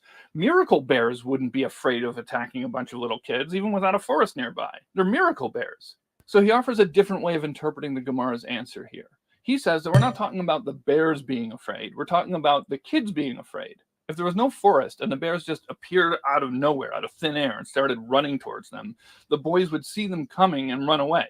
And then the whole thing would just fall apart. But if the bears pop out from behind a tree, the boys won't see them coming. So, as I've mentioned before in this series, I like it when there are two completely different ways to interpret a story, and both of them make complete sense. But I also really like seeing technical breakdowns of the mechanics of a miracle. And this bear thing had both, so that was fun. One more thing I want to point out before we move on from this story. Anti-bullying. It's a big thing, and schools spend a lot of resources trying to address that problem, and perhaps the answer has been right in front of us the entire time. She-bear. If schools had a couple of bears on the premises and bullies were sent to the bear room, I think that might solve the problem. The only problem is the bullies would probably end up figuring out how to get the kid that they're bullying sent to the bear room. So never mind. Scratch that. No bear room. Okay, so now let's look at that Gemara that I mentioned earlier about bullies and the afterlife. It says everyone who descends to Gehenna eventually gets out, except for 3 types of people: an adulterer, someone who humiliates someone else, and someone who calls a person a mean nickname. So before we continue with this, I just want to point out 2 things. First, it's pretty amazing that name-calling and adultery are considered to be in the same league in this context. Adultery is a pretty big deal. It's one of the Aseret Sedibros, the 10 Commandments, one of the first things God ever told us. It's because when you cheat on your spouse or cheat on your partner, you're essentially embarrassing them in front of everybody because you're like, especially if it gets out. But I think it's not saying the scale, but more so that these are all things that are embarrassing. Humiliating someone, name calling them, and cheating on them. They're all embarrassing. So it's not necessarily the scale, but the category, if that makes any sense. It does to me.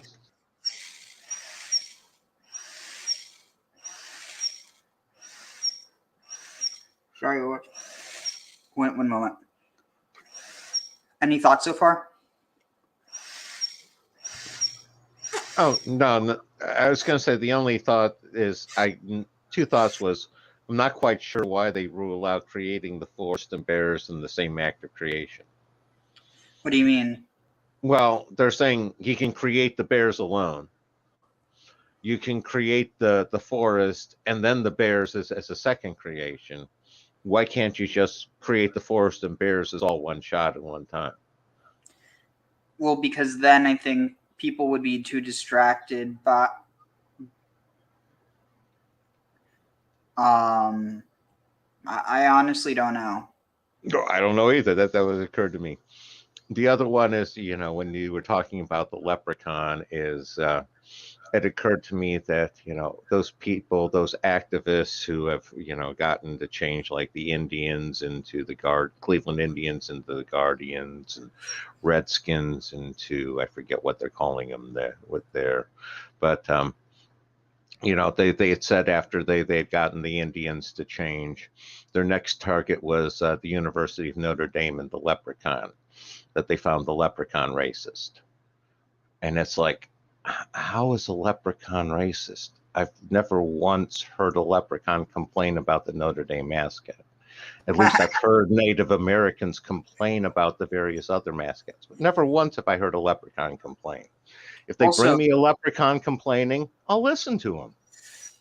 Also, Notre Dame was founded by Catholics, by Irish Catholics, so I don't know what the complaint would be. I don't know either.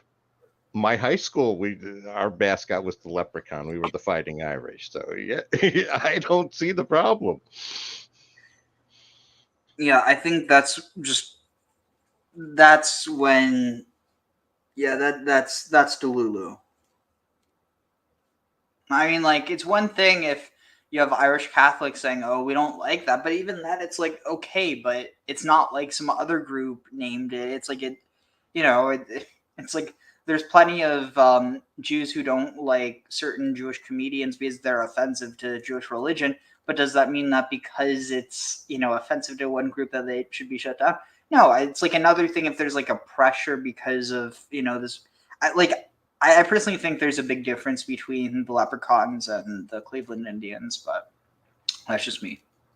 Oh, I agree. Again, it's like the Florida Seminoles, for Florida State, the Seminole tribe, they embrace it. The university and the tribe, they've worked it out where it's entirely approved of and stuff. So, as long as both sides are agreeing and happy with it, who's anybody else to complain? Tag. I mean, it probably also does help that that it's actually the name of the tribe and it's not just a generic, the Florida Indians or something. Well, even with that, most of the polls, it's like with the Redskins, it was something like 90% of the Native Americans polled actually saw it as sort of like a nod of honor to them. They didn't have a problem with it. It's only a small group of activists who get, all bent out of shape. Yeah, well, I can't. Yeah. I was just going to say, they could be that offended. It's just, you can always have a small group that's more offended than the general populace. Tag. Yeah, I don't know. I personally don't feel like I can really speak to it because, it's been a long time since well, actually, that's not true. Macklemore is really anti-Semitic. Like, have you? There was this one skit like years ago where he dressed up as like an Orthodox Jew with this prosthetic nose. It was bad, but I mean, I don't know. Just in general, anyway, let's move on. About when we received the Torah on Mount Sinai. So it's pretty wild to me that bullies are lumped together with adulterers, specifically in the context of being punished in the afterlife worse than everybody else in the entire world. Which leads me to the second thing. There's actually a general principle that nobody is punished in Gehenna for more than 12 months. So for the Gemara to say that bullies and adulterers never leave is kind of a big deal. I actually had a whole tangent of this rabbit hole exploring different ways of dealing with that problem, but it got too long and technical, so I decided to leave it out. If you want me to get into that Gehenna stuff in a future rabbit hole, let me know in the comments. Okay, so after that list of the 3 types of people who get punished forever, the Gemara asks, hey, what's the difference between the last 2? Someone who humiliates another person and somebody who calls a person a mean name. Why do we need both of them? When you call somebody a mean name, you're humiliating them. So it's the same thing. And the Gemara answers because this is talking about a situation where the person being called the name is used to it already. Oh, hey, I'm used to it. Rashi explains that this means that it doesn't bother them anymore. It doesn't embarrass the person, and it doesn't make them feel bad. But even if it doesn't bother the person being called the name, if the person doing the name calling is saying it to be mean, then it's still bad. So bad that they'll never get out of Gehenna. So this is actually something that jumped out at me many years ago when I first learned these halachas, the laws of being mean to people. And since then, I've been fascinated by this idea of the significance of being mean, even when the person you're being mean to doesn't even know that you're being mean, and they don't feel hurt.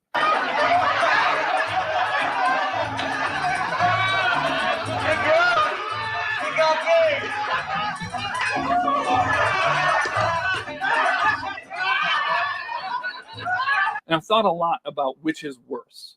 Before we move on to the next thing, I want to talk about Furbies. Furbies are an animatronic toy that was released in 1998, and it was huge.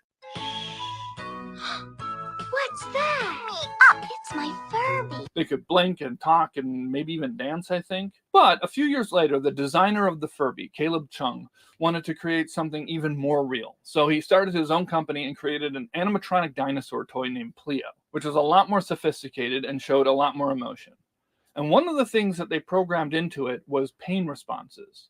If you were mean to Pleo, it would cry and moan and behave like it was actually being hurt. And the idea was to help people learn to be nice to it. Our belief is that humans need to feel empathy towards things in order to be more human. And we think we can help that out by having little creatures that you can love. But what ended up happening was that people liked hurting this toy dinosaur. The fact that they knew it was being hurt and that it reacted to it made people want to hurt it even more. And as a result, the guy who created it felt very conflicted about what to do about that for future toys. For my little company, I've adopted kind of a Hippocratic oath, like, don't teach something that's wrong, or don't reinforce something that's wrong. And so I've been working on this problem for years. I'm struggling with what's the right thing to do. So I thought that was fascinating, and it adds another layer to this idea of the significance of the reaction of the person being bullied. But it also raises another question. Is it wrong to bully robots? If it's still wrong to bully someone who isn't hurt by the bullying, like the Gemara says, then maybe it's wrong to bully something that is completely incapable of feeling hurt. Let me know your thoughts on that in the comments. Okay, so now we know that it's bad to call somebody a mean name, even if they don't think it's mean. But what if nobody thinks it's mean? Rambam, or Maimonides, mentions name-calling in a list of relatively lighter transgressions that still result in a person not having a share in the world to come. There are a bunch of things on this list, mostly having to do with hurting or disrespecting people. And the first two are Hamachana Shem Lechaverei and Hakoder Lechaverei Bechinuyoi. Somebody who coins a nickname for somebody else, and somebody who calls a person by a nickname.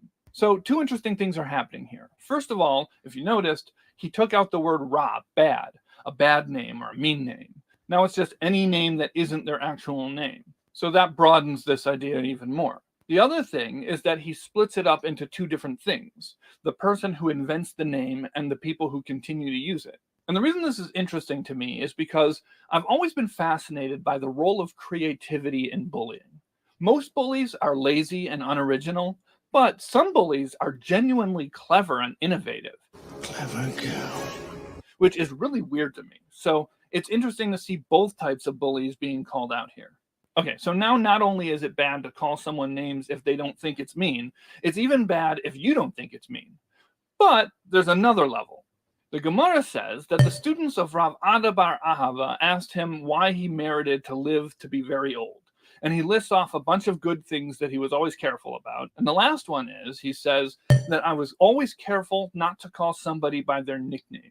Just a note, he just says nickname here and not a bad name. And some commentaries say that that's likely what Rambam was basing his ruling on. Anyways, then the Gemara informs us of an alternate version of that last item on the list. That instead of never calling anyone by a nickname, he says he never called anybody by their family name. So now we've got a whole new level. You can't even call somebody by their last name. Tosfos adds the meanness back into this story, which I guess would be in disagreement with Rambam. It has to do with They say that the nickname version is talking about a mean nickname, even though it doesn't say that explicitly. And for the family name version, they say that this is also specifically talking about when it's used to disgrace someone. But if it's used to praise them, then it's okay to call them by their last name. So there are two ways I can read this, and I'm not sure which one is right. One way is that it's talking about different types of surnames, that there are some surnames that are disgraceful, just the actual name. I guess maybe something like Horst Thiefowitz. The other way to read it would be that it's saying that you could actually use any surname in a mean way or a nice way. And if you're wondering how you can use somebody's last name to be mean, just think about high school gym teachers. Hey, Glubman, get off the field! I coached you from the team a week ago! But the Ben Ish Chai takes a different approach to this. He seems to be going according to the interpretation that we're not talking about names that are particularly mean, and that Rav Ada bar Ahava lived a particularly long life, partly in thanks to never calling anybody by anything but their actual first name. And he says that there's a reason for this, because it's known that the life force of a person is dependent on the letters of their name. So when you refer to somebody by their actual name, this reinforces that life force, which is connected to that name. Say my name. So you're actually giving someone more vitality, and as a result, it bounces back, and that's why Rav Ada bar Ahava lived such a long life. So here's what I like about that. Calling someone mean names or even not so mean names, I get that that's bad. I see the pain that causes. It's a big deal. But calling someone by their name is just normal, and it's kind of a bummer that the right thing is often a lot more boring than the wrong thing. It's kind of like how the bad guys in stories are almost always a lot more interesting than the heroes. But this explanation from the Ben Ish Chai tells us that every time we just call somebody by their regular name, we're accessing the conduit through which their life force is drawn down into them and boosting it, which I think is super cool. All right, that's it. That's the rabbit hole. As always, if you have any questions or want to show me something cool I missed, put it in the comments. Thank you for following me down the rabbit hole. And by the way, the rabbit has a name. It's Arnie, and that's what you should be calling him. Oh, I thought you said the Rabbi. I'm like, no, the Rabbi is Menachem Mendel Schneerson. What's he talking about? But, so, 1 moment. But yeah. Nobody so, puts the Rebbe in the hole. But, yeah, what Usal said, intentions do matter.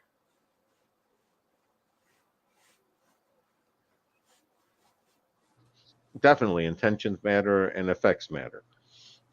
Mm-hmm. You know, Yeah. intentions can make, you know, it's like you can accidentally do something, but to intentionally do it makes it a whole lot worse. Yeah. Oh, 1 second.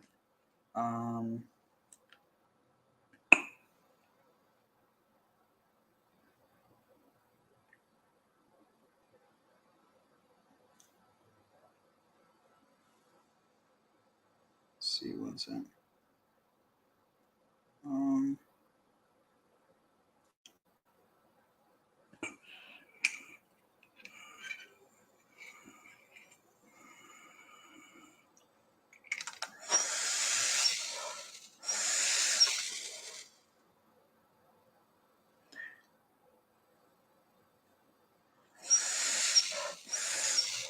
right. So, give me 1 second and we'll start. Well, actually, let's see what's this.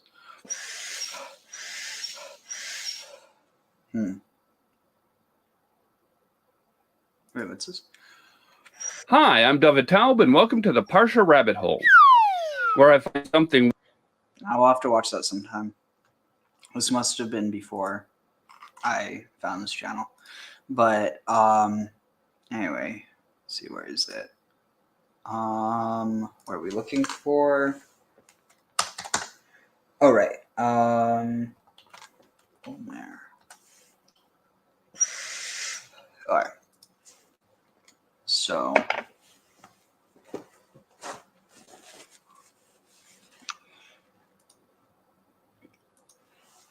and where did I put it? Ah, here it is. My counter. I don't know. This takes more than a minute. Well, I guess only if it depends on how much you do. But all right. Baruch atah Adonai Eloheinu melech haolam asher kitshanu b'mitzvotav v'tzivanu al sfirat haomer היום אחד ושלושים יום שהם 4 שבועות ו3 ימים לעומר ויודוך ברוב הרחמן הוא יחזיר לנו עבודת בית המקדש למקומה במהרה בימינו אמן סלה למנצח בניגנות מזמור שיר אלוהים ננחנונו ויברכנו יאר פניו איתנו סלה לדעת בארץ דרכך וכל גויים ישועתך יודוך עמים אלוהים יודוך עמים כולם ישמחו וירננו לאומים כי תשפוט עמים מישור לו לאומים בארץ תנחם סלה יודוך עמים אלוהים יודוך עמים כולם ארץ נתנה יבולה, יברכנו אלוהים אלוהינו, יברכנו אלוהים ויראו אותו כל אפסי הארץ. ענה בכוח, גאולת ימינך תצרורה. קבל רינת עמך סגבנו, טהרנו נורא,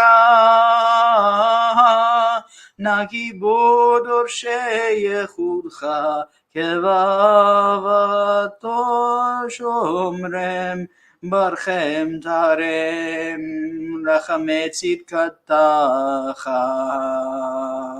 תמיד גומלם, חסין קדוש, ברוב טובך נהל עדתך, יחיגה אל עמדך פנה, זוכנו קדושותיך, שתבתנו קבל, ושמע צדקתנו.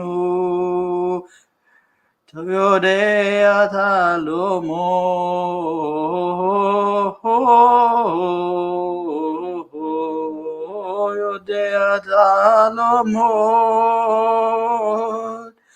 ברוך שם כבוד מלכותו לעולם ועד.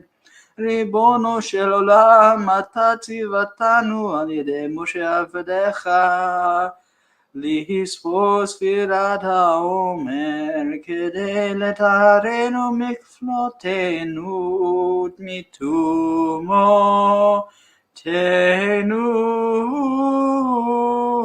כמו שכתבת בתורתך וספרתם לכם. ממחרת השבת מיום אביכם את אומרת התנופה, 7 שבתות תמימות תהיינה, עד ממחרת השבת השביעית תספרו 50 יום, כדי שיטהרו נפשות עמך ישראל מזוהמת העם, ובכן יהי רצון מלפניך אדוני אלוהינו ואלוהי אבותינו, שבזכות ספירת העומר שספרתי היום יתוקן מה שפגמתי בספירת תפארת שבהוד, ואתאר ואתקדש בקדושה של מעלה, ועל ידי זה יושפע שפע רב בכל העולמות, ולתקנן נפשותינו ורוחותינו ונשמותינו מכל סיגוף וגמנו, לטהרנו ולקדושנו מקדושתך העליונה. אמן.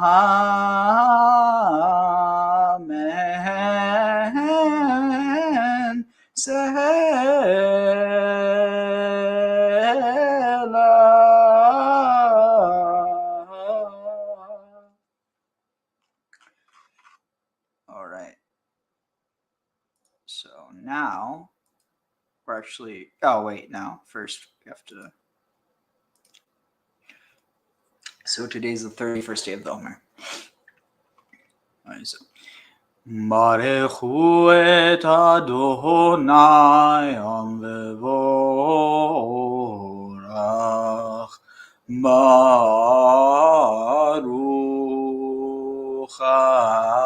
Adonai המבורך לעולם ועד.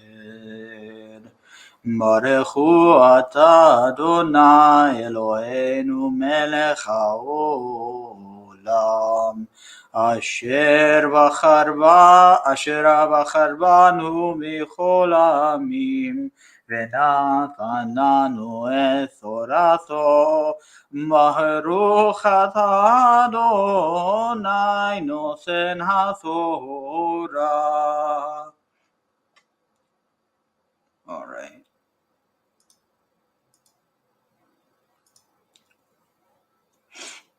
Actually, well, we'll read a bit and then I'll get into what I wanted to also address. But here. אדוני אל משה בהר סיני לאמור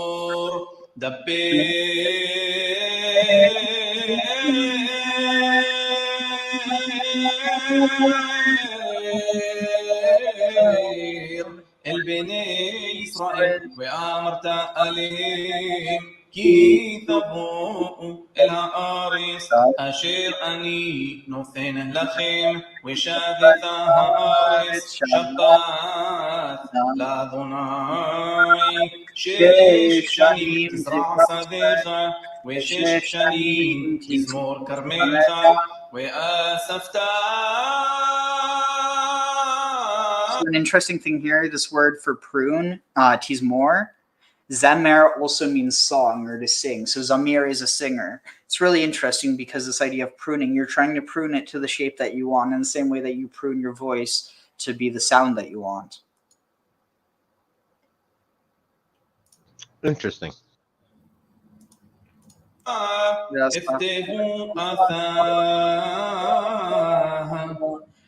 ובשנה השביעית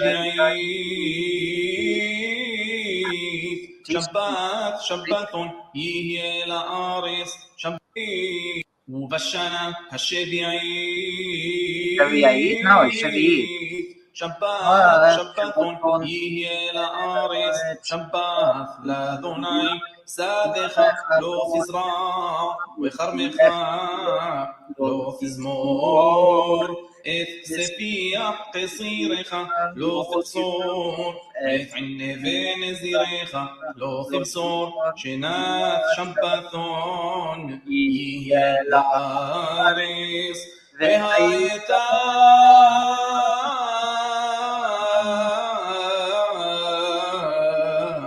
שבת הארץ לאוכלה לך ולעבדך ולאמתך ולשכירך ולתושבך הגרים עמך ולבהמתך ולחיה אשר בארצך תהיה כל תבואתה לאכול וספרת לך שבע. That was one of the breaks. So does the name Behar sound at all familiar to you? Joy Behar of the View. Other than that, no. So that was I did make a play on that from Jubilee to Joy, but no, there's also another Behar. Don't know then. Have you ever heard of John Behar?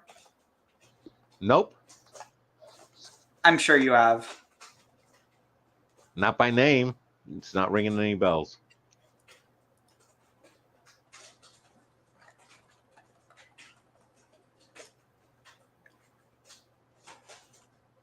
How is it?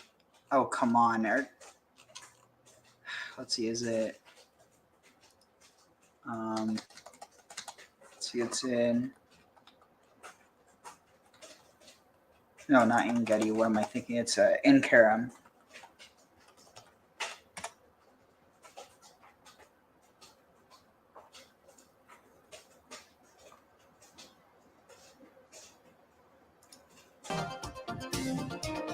Wait, shoot, is this with Barry Sequels?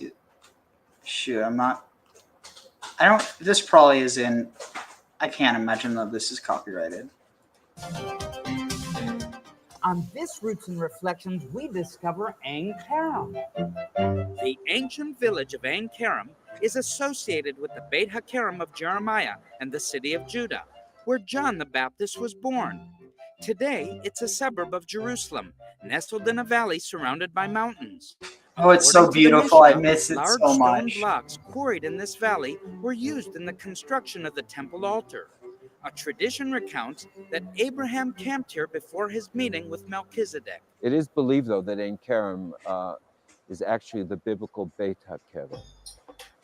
According to the Copper Scroll, discovered in the Judean desert, there's a treasure hidden near the spring. Actually, it says at the reservoir of Beit HaKerem. On the left as you enter, dig down 10 cubits, silver coins totaling 62 talents, which works out to more than a ton of silver. I really wonder what the neighbors would think if I started digging. Let's do it quietly, right here. 10 cubits. 10 cubits? That's 15 feet, or 3 meters. Wow, look!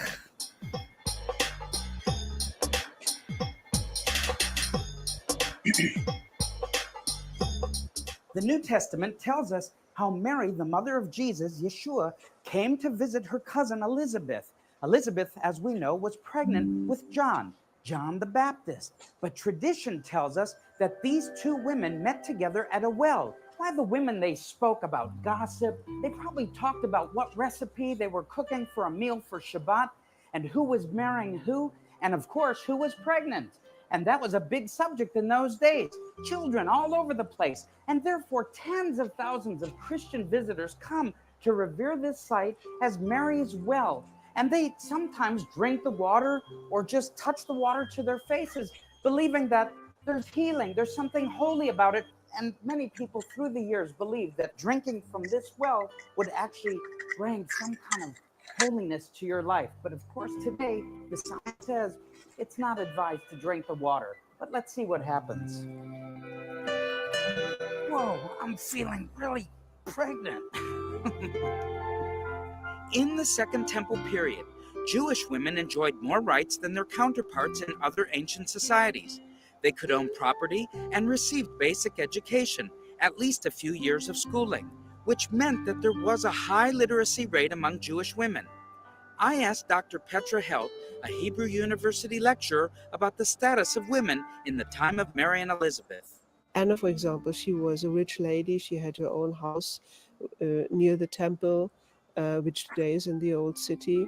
Anna was rich enough and well-trained that she decided to dedicate her only child, Mary, to the best education that she could get at the time, which was she put Mary into the education at the temple, in a school there from the age of 3 until the age of 15. And it was in that time that she learned and studied there tremendously. And one of the results of her studies, I think we can see in the Magnificat, in the Gospel of Luke, when Mary gave grace to the Lord for choosing her from amongst all the women to carry Jesus Christ. So I think this is a wonderful, wonderful example of how free women worked at that time.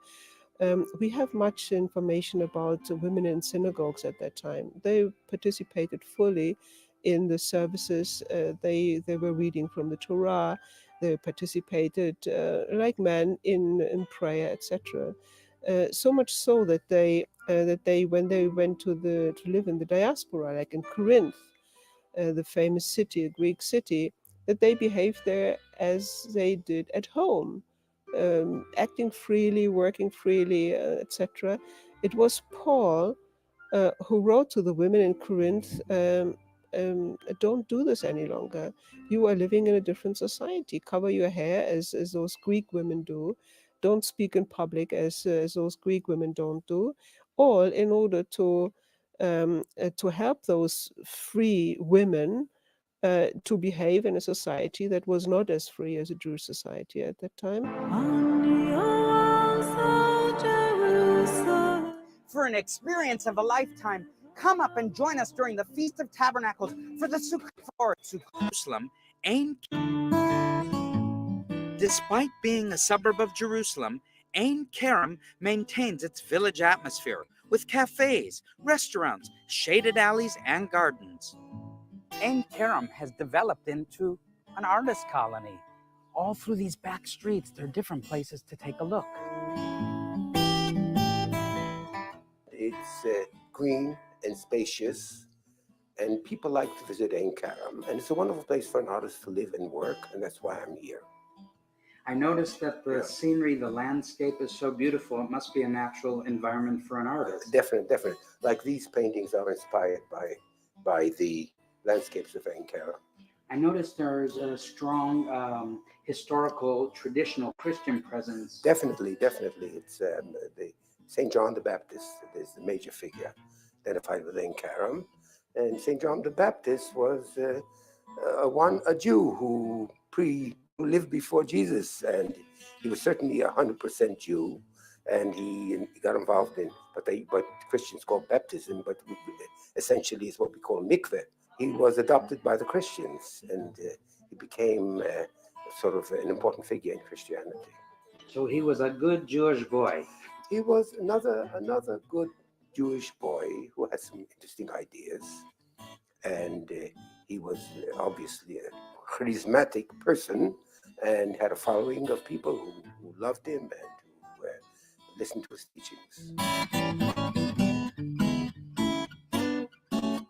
Ein Kerem is known for the whole story of the birth of John the Baptist and the story of Elizabeth and Mary. Amazingly, even after 2,000 years, John the Baptist's name dominates Ein Kerem's environment. Christians have built churches here since the 4th century, commemorating the life and ministry of Yeshua's predecessor. The current church of John the Baptist dates to 1674, built over the foundation of Byzantine and Crusader structures. Left of the main altar, steps descend to the grotto of the birth of St. John. I've been there. Statues of his mother and father stand on either side of the main altar, and a Latin inscription above the lintel says, "Blessed is the Lord God of Israel, for he has redeemed and visited his people." These were the first prophetic words uttered by Zacharias after the birth of his son.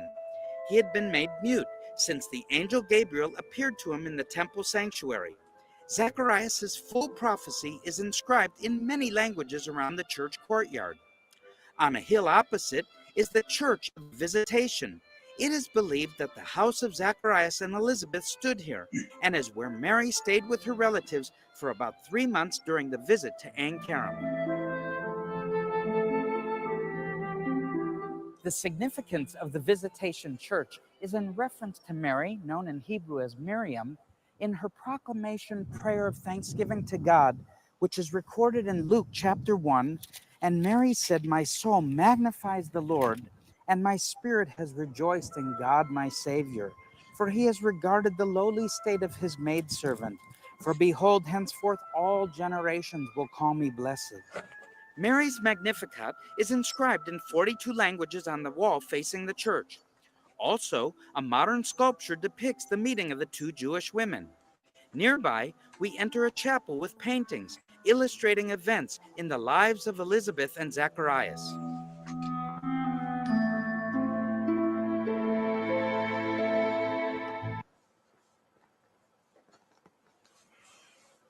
So, nice. In case it wasn't clear, so the church is the Church of John Behar, which is kind of interesting because what does Behar mean? Oh, wait, there's a part 2. What is the missing link here in the village of Ein Kerem, which is Hebrew for spring of the vineyard? When we look at the lives of Elizabeth and Mary, whose names in Hebrew were Elisheva and Miriam, we come to an understanding of our roots that, in fact, these were two very godly Jewish women who gave birth to two wonderful Jewish boys that would change the course of history. Jesus is a Jew. He was brought to the face of this earth by a Jewish woman. She was very much a Jewish lady, and Jesus was circumcised the 8th day. Mary went to the temple to be cleansed after 40 days, and we know the priestly class from which Joseph came. We also know the priestly class from which the father of Mary came, who also served in the temple. And of course, Elizabeth, with the high priest as her husband, was also part of the family. So it was a very well-established Jewish family in that period of time. From Mary Spring, most roads go uphill. This one is protected by a rather hoarse guard dog. I think he has laryngitis.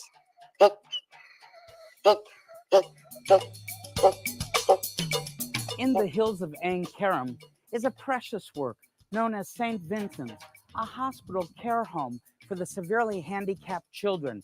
This is truly a work of care and compassion. It's not a really hospital. We are a home. Children. We have now actually 59 children from the age of 5 until 22. And their backgrounds are Jewish and Arabs and Muslims, Christian, and they come from all social and cultural backgrounds. Some of them of the Negev, some of them of Jerusalem, Tel Aviv, Ashdod, Ashkelon. So this is one of the kind of therapy that we can provide to the children. Of course, the main therapy is the physiotherapy. That's because some of the children are so spastic, they cannot move their legs and their hands and their arms, so they need a special therapist. But here in this jacuzzi, which gives in the same time fun, but also it's very optimal for therapy. Maybe from a biblical context, it reminds us how John the Baptist was in Ain Karim. But he didn't have a jacuzzi, did he? Of course not. A loving ministry for those who need care and compassion.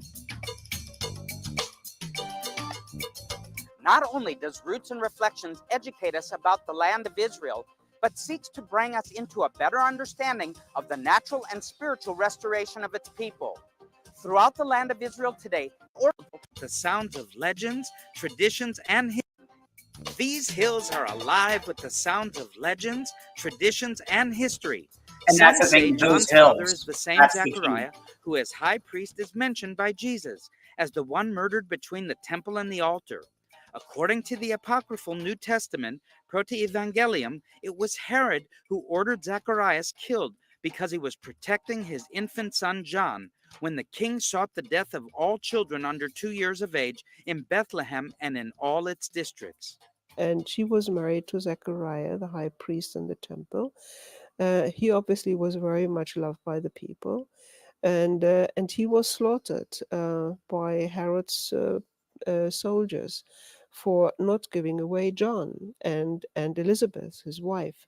The apocryphal New Testament book of James describes the murder of Zacharias in the forecourt of the temple.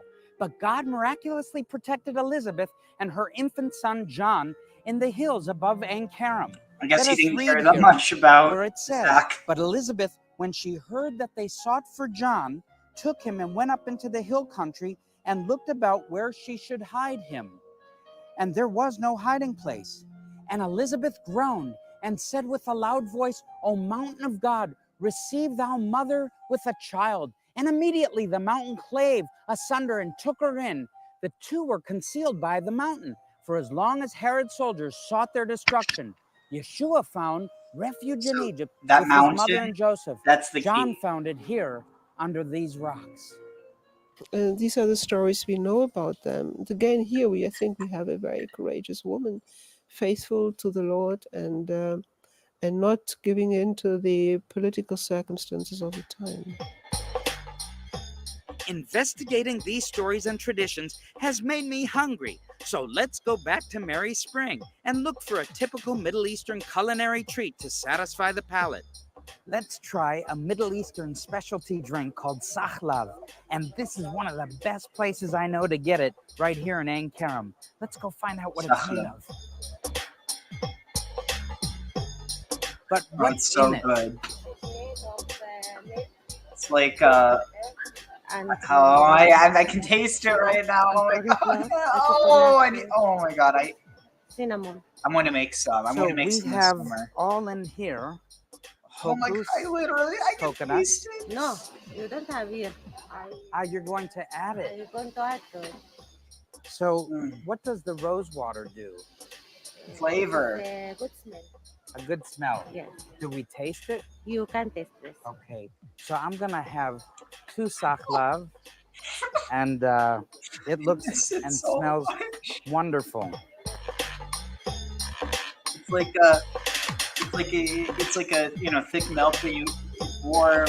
But it's also like it has like a little bit of almost like oatmeal One texture for me, to it, and of but course, not throughout the whole thing. one Oh, for it's so you. good.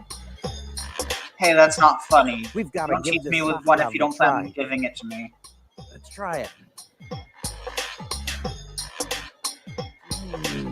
Okay, you're just. This This is is funny. the You're just best. shoving it in our face. You've got to come to the health center on the corner by Mary's Well in Ein Kerem. Oh God, I missed the lens. The mountainous area around Ein Kerem is the most forested in all Israel, with pine, cypress, terebinth, oak, almond, and hawthorn. One native tree, the carob, is associated with John the Baptist, known as St. John's bread or locust fruit. The carob pod is dried and in powder form is a cocoa substitute. Right in the heart of Ein Kerem, sitting under a carob tree, some scholars believe that actually John the Baptist is St. John's bread or locust fruit. The carob pod is dried and in powder form is a cocoa substitute. Right in the heart of Ein Kerem, sitting under a carob tree, some scholars believe that actually John the Baptist, when it refers to him eating wild locusts and honey, ate the carob. Now, that was a food that was normally associated with those of a poor means of living. But today in health food stores, we know that carob was actually a very, very healthy food. And that is what is thought that John the Baptist ate. Now, the carob seed was uniform in both size and weight. In ancient times, this was actually used as a measure of weight for such things as precious gems. Therefore, that's where we get 1 carat with 1 carob seed. Ladies, carobs are a girl's best friend. Kitty, what do you think about the carob?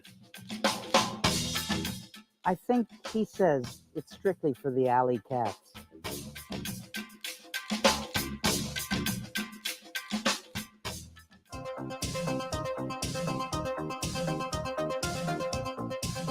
Roots and Reflections is a program created to bring you the Bible.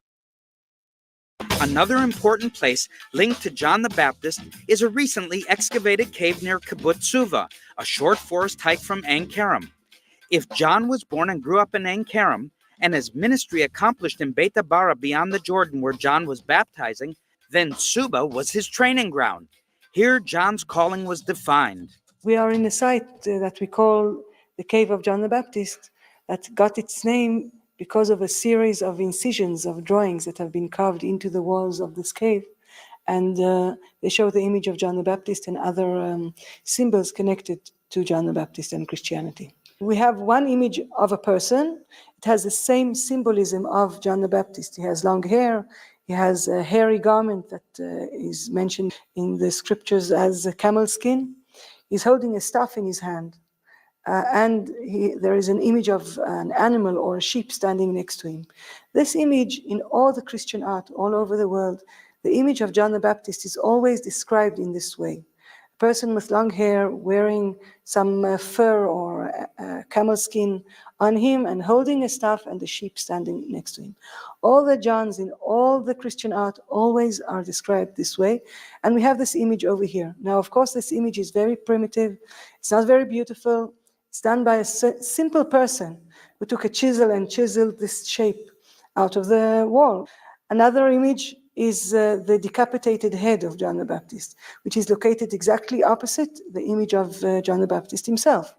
And again, this is another image that is very well known and important in the Christian story about the way John the Baptist lost his life to Herod Antipas. John the Baptist, of course, is from Ein Kerem, and it is a walking distance. It's 1 hour walk to this place. It's possible that as a young person, John the Baptist was in this cave, and he practiced or tried or developed new ways of baptism. This is like the missing link between the Jewish mikveh and the Christian baptism that was later on. In the Jewish mikveh that we have today, also, a person, he puts himself inside the water and he covers himself completely in the water, and then he comes out, blessings. In the Second Temple period, they held a unique kind of mikveh/baptizing ritual over here, involving also this stone that we see over here that has a niche, the shape of the right foot, and people could have put their foot inside and anointed it with oil in a very unique way. But also the site does not start from the time of John the Baptist. It is a much earlier site. It starts in the First Temple time, the time of King Hezekiah. That's really interesting. Notice this. If I wonder, they'd probably anoint themselves after they would baptize, right? That would be my bet, because you want to be purifying before you do the anointing. Also because oil and water don't mix. So if you put oil on yourself and you go in water, you're not actually going to get the water to clean anything off. Versus you put it on after, it's almost like you're creating a barrier after the fact. After you, it's like you purify, then you seal it. No, it makes sense. Yeah, I was It's wondering actually on an underground. I was wondering on the drink, do they use the water from Mary's well? Maybe that's what gives it the better flavor. Yeah, imagine rose water made from Mary's well. That would be interesting. That's how you get botulism. But oh my god, sachlab, it's like, imagine that if wool, like not the actual taste of wool, but imagine like fluffy white wool, like the emotion of that, imagine that as a flavor, and that's sachlab. Sort of like cotton candy? No. Like what I'm saying is, think of the feeling of like cotton candy. If it gets wet, it just dissolves. I'm talking about like it's kind of like, it's nice. It's like, it's thick. It's white. It's, oh god, that sounds gross. But it's like it has like it's not uniform. It's like it has like little bits of chunk of, I think it must be like probably the corn flour, I'm guessing. Or that might just be the thickener, but it must have been like granola or something that I had with it. I must be misremembering, but basically it's like drinking it makes you feel like, oh, it makes you feel like you're nice and warm and bundled up in, a wool blanket or something. No, I've never had it. Sounds good. I was going to say the other one I want to throw in right now is a nod to Steve Mason. I've always liked his moniker of Jack the Dipper for John the Baptist. Tag. That's good. Reservoir that is part of a big water function that has two stories. Above us over here there are pools and a big corridor and a spring, all hewn in the rock in the 8th century BC. So for Jewish people, we see the importance from the beginning, from the early biblical time, through the Second Temple time, when the time of John the Baptist himself, and the Byzantines that drew these drawings later on. This wasn't made originally as a mikveh. In the First Temple time, there were no mikvehs. Mikvehs are Second Temple. This was a big water reservoir. And you can see on the walls that have plaster. This plaster has been dated to -800. That is more or less the time of King Hezekiah. The top area, it's possibly a clay factory, a place to make clay for pottery. So we see all these remainings that lead to the conclusion that this could be a clay factory. So we see all these remainings that lead to the conclusion that this could be a clay factory. And this was done in the First Temple time. Suva is one of those typical sites found all over Israel, I'm sorry, that's where fine. one can All cut through these historical remaining. layers of. So we see all these remainings that lead to the conclusion, or it's possibly a clay factory, a place to make clay for pottery. So we see all these remainings that lead to the conclusion that this could be a clay factory, and this was done in the First Temple time. Tsuva is one of those typical sites found all over Israel where one can cut through historical layers like through a cake, representing thousands of years. Another stratum is located at the monastery of St. John in the desert. This Franciscan monastery stands on a slope below Even Sapir overlooking the Sorek Valley. It includes a garden and spring associated with the verse, "So the child grew and became strong in spirit and was in the deserts till the day of his manifestation to Israel." Muslims called the site Ain el Habis, the spring of the hermit. The monastery of St. John in the wilderness, as it's called, is approximately an hour's walk from here on the other side of Hadassah Hospital. Basically, what you have there is a Franciscan monastery with a cave where they believe that John spent his hidden years before he was openly revealed to Israel. According to some traditions, this is the actual grotto or the place where John the Baptist lived.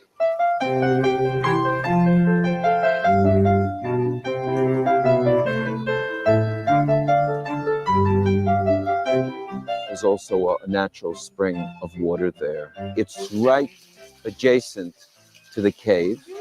It's quite small, quite deep, and definitely fulfills the requirements of a mikveh in the sense of water running in and water running out. And in a sense, you can say it's a model mikveh.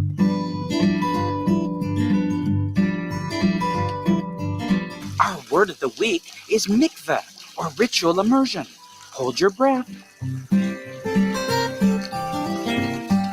What does mikveh mean? Mikveh is a spiritual cleanliness whereby people go into a ritual bath, and what happens is they dip themselves in. It depends on different times. Some people go in, they dip themselves in one time, some people do it 7 times. Mikveh is a spiritual bath used by all Jewish people, whether they want to or not. Actually, no, can we cut that? Yeah.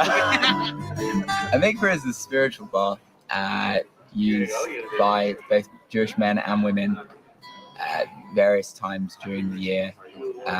Men can choose to go when they want. It's customary to do it before you get married, but it's also some people like to go before the Sabbath, some people like to go every day. All right, tell us, what's a mikveh? Okay, a mikveh is a ritual bath that is crucial to the Jewish law, in particular the laws of family purity, which is why women go as part of their menstrual cycle and have a period of separation from their husband, and it's said to enhance the marriage, and that's a crucial part.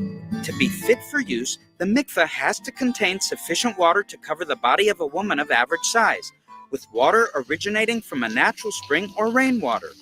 Religious Jews are forbidden to reside in places where there is no mikveh.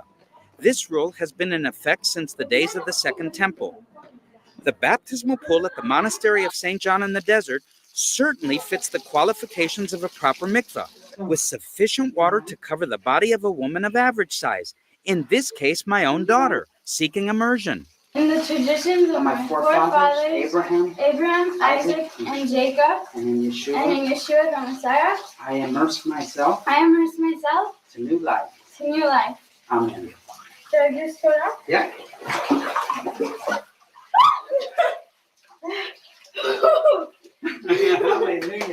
2,000 years ago, baptism involved self-immersion, Jewish style. The baptizer served more as chief witness of the event, rather than physical dunker of the person being baptized. I mean, the whole understanding of tevilah in itself means immersion. So there's not even a question here about drops or anything like that. And of course, if we're talking about a mikveh, it's clear that it's immersion, and it's full immersion. So again, here we have a very strong connection between the immersion rituals that were there and baptisms. And we have immersion baths, like in Qumran, we have those mikvaot where you go into one side down as an unclean person and go into a mikveh, and then you come out another side, different steps, as a clean person and uncontaminated, so to speak, regarding the sins of the world. I've been immersed before, but this is the first time I've been immersed after my heart has really changed, and I really love the Lord with all my heart right now, and I'm just on fire for Him. Thank you for being with us in Roots and Reflections, our program from Israel, bringing you insights to the land of the Bible. It's history, natural beauty, people, food, tourism, and much more. Your donations to help produce Roots and Reflections are much appreciated.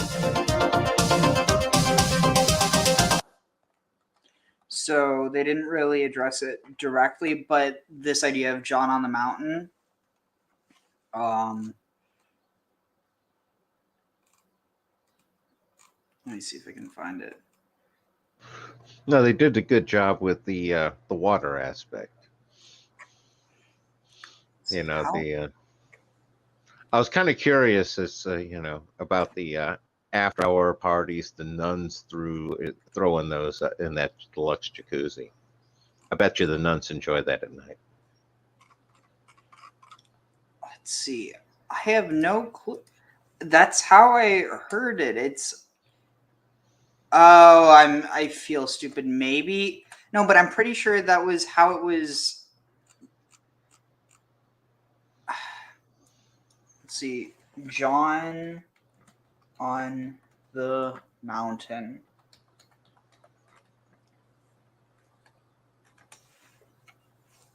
That sounds like they're talking about that monastery up at John there. Yeah, but basically Behar, which is also the name of the Parsha, Behar means on the mountain. Okay. And I have no clue how come oh god, I can't. No, 28 minutes I'm not. Even though we just probably watched it even more than that. How can I not? Okay, let's see. Google Maps. Let's see. Enkaram. Okay, here. Maps. Shoot, it's already light up for me. Alright, so here. Oh my god, dude, this is one of my favorite places in the land. Alright, so they were talking about Evans up here. So St. John in the Wilderness. Oh yeah. Oh my god, where is this? Oh, I need to see it with the train. Church of Visitation. Oh wait, I'm flipped around then. Convent of the Sisters of Zion, was it? I don't. Wait, Mary's. I'm like all flipped around. I think. Yes, Church of St. John the Baptist. I could have sworn this was called St. John of Behar. Maybe that's what I need to search. St. John of Behar. Not Joy Behar. Oh my god. No, St. John divorced her long ago. I don't think she's that old. They got some pretty good plastic surgeons these days, Ariel. Yeah, I don't think they have that good life-extending surgeons, though. Who said she wasn't undead? She was what? Who said she's not undead? She could be mummified. Fair enough. Okay, I don't know. I can't find it. But anyway, John of the Mount. Okay, St. John of the Mountain, maybe. Of the mountain. Surely some St. John was on a mountain somewhere. Oh, tell him on the mountain. Oh, tell him on the mountain. Okay, come on. Oh, wait, what's this? Miranda de Ebro? No. St. John of the Mountain. Okay, is this it? Monastery of St. John of the Mountain? I think that might be it. I'm not sure. No, that's definitely not it. St. John on the Mountain. Ain Karam. Am I...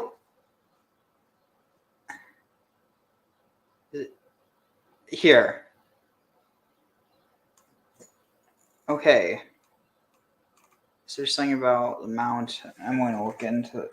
This is bugging me because That looks like this. That's the same church they showed in the video, right? Yeah. Here, Okay. let's see. Monastery of St. John in the Mountains. The Catholic Monastery of okay, this is what I remembered. Catholic Monastery of St. John Baharim, or Behar. St. John in the Mountains in Hebrew is centered on a church containing the cave identified by tradition as the birthplace of St. John the Baptist. So that's what I was thinking of. Okay, mystery solved. It's frankly not as interesting as I thought, but hey, at least got to the bottom of it. So we shall continue. שנים, 7 שנים, 7 פעמים, והיו לך ימי 7 שבתות השנים, 49 שנה, והעברת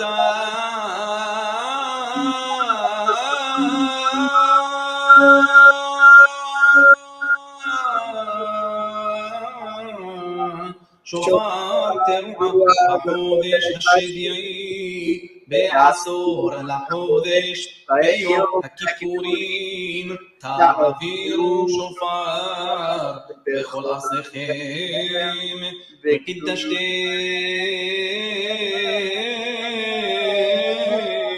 את שנת 50 שנה, מוקרתם דרור בארץ לכל יושביה, יובל תהיה לכם, וישבתם איש אל אחוזתו, ואיש אל משפחתו, תשובו, יובל היא שנת 50 שנה, תהיה לכם, לא תזרעו ולא תחסרו את ספיחיה, ולא תבשרו את נזיריה, כי יובל היא חודש תהיה לכם, מן השדה תאכלו את תבואתה, בשנת היובל הזאת תשובו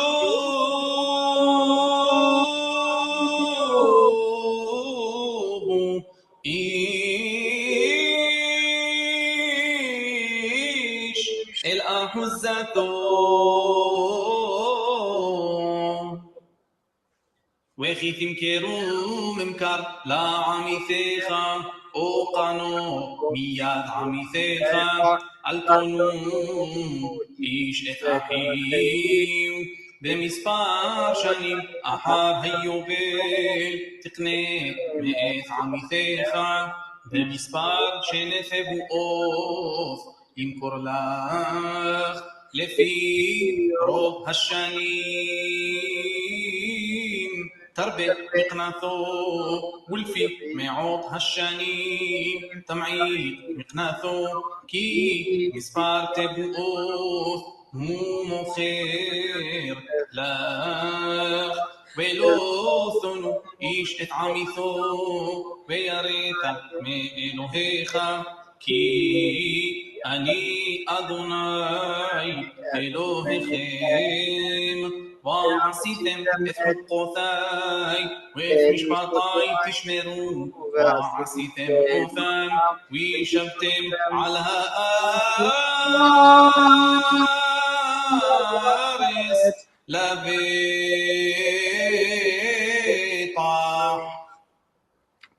ונתנה הארץ פריה, ואכלתם לשובע, וישבתם לבטח עליה, וכי תאמרו מן נאכל בשנה השביעית, הן לא נזרע ולא נאסוף את תבואתנו, וסיוויתי את ברכתי לכם בשנה השישית, ויעשת את התבואה לשלוש השנים, וזרעתם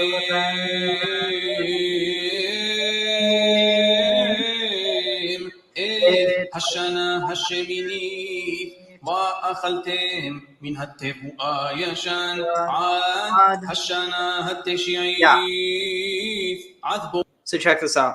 My blessing, you will sow your period sufficient for the 3, a crop, the crop from, but you, wait, so for 3 years. So you harvest on the 6th year, for the 6th year, for the 7th year, and for the 8th year. A crop, the crop from, but you will eat during the 8th year. You will eat, during the 8th year, you will eat from the crop that is old until the 9th year, until the arrival of its crop. You will eat the old. The land shall not be sold in perpetuity. Interesting. So, yeah, the 6th year will give enough for the 6th, the 7th, and the 8th year until the 9th. So it's interesting because you have yield. Yeah, so you have these years, the important years. So so for 3 years during the 6th to the 9th, and all those numbers have so much, esoteric symbolism behind them. The 3, where within 1 year that you have enough for 3 during a 7-year cycle, and it lasts from the 6th until the 9th. So that's the 3. I'm just repeating myself at this point. But here, I did want to hear a bit more of this. Okay. This ember is to be found everywhere. It is the spark of Torah, which is called fire. The word gachelet, gachelet or gahelet? Gachelet, I think. Gachelet. Okay, thank you. Gachelet, ember, is numerically equivalent to emet, truth. Truth refers only to Torah, by which everything was created. Thus, the ember is to be found everywhere in everything. The atom. I like this because one of the things I might have expected, when I see a statement like truth refers. I mean, think about that. What could that be but an atom? Because it's something that it's the fire that is within everything and that is everywhere. What is that but an atom? Well, I would say the quantum foam, but you're in the same sort of general concept area. Wait, what's the quantum foam? That's the virtual background from which the virtual particles emerge and return. Well, no, but I think wouldn't when atoms be what's within that? No, atoms are a much higher state than that one. That's where the subatomic particles are the next level up from that. Atoms are the step up from subatomic particles. Well, but think about it. Yeah, embers in and of themselves are made up of more than just it's not one thing. It fits with. I think it would be good to say that they're atoms, and that the material that the atoms are made out of is that quantum foam, or in this case, what the embers are made out of would be the quantum foam within the analogy. Could be. Like I said, it's easy to have multiple interpretations at this level. So, tag. Only to Torah. I might expect that to be like a very limiting, narrow claim about where truth can be found. But in fact, he uses it to make a much, much more expansive claim, which is that truth can be found everywhere. So it's a neat turn. Right. He's not railing against the unbelievers, which is where you might have thought it would go. Right. I can imagine a version of this where he says, truth is only in Torah, which means that if you waste your time reading novels, whatever, that's bad. But in fact, it's the opposite. You can find it in all things because through Torah, all things exist. It reminds me of the line in, I think, Parshah Behar that says, turn it and turn it, for everything is in it, meaning study Torah as you can, because anything you could possibly learn is in the Torah. And he's saying, yes, that's true. And it also can work the other way. What is the Torah of Star Wars or whatever else? Yeah. Nice. This Torah being called fire is interesting. Often we see Torah called water. And fire we often see associated with negative connotations, though not always. There's a verse in I think it's Deuteronomy 32, the Hazinu thing line. Yeah, where it's referred to as Ish.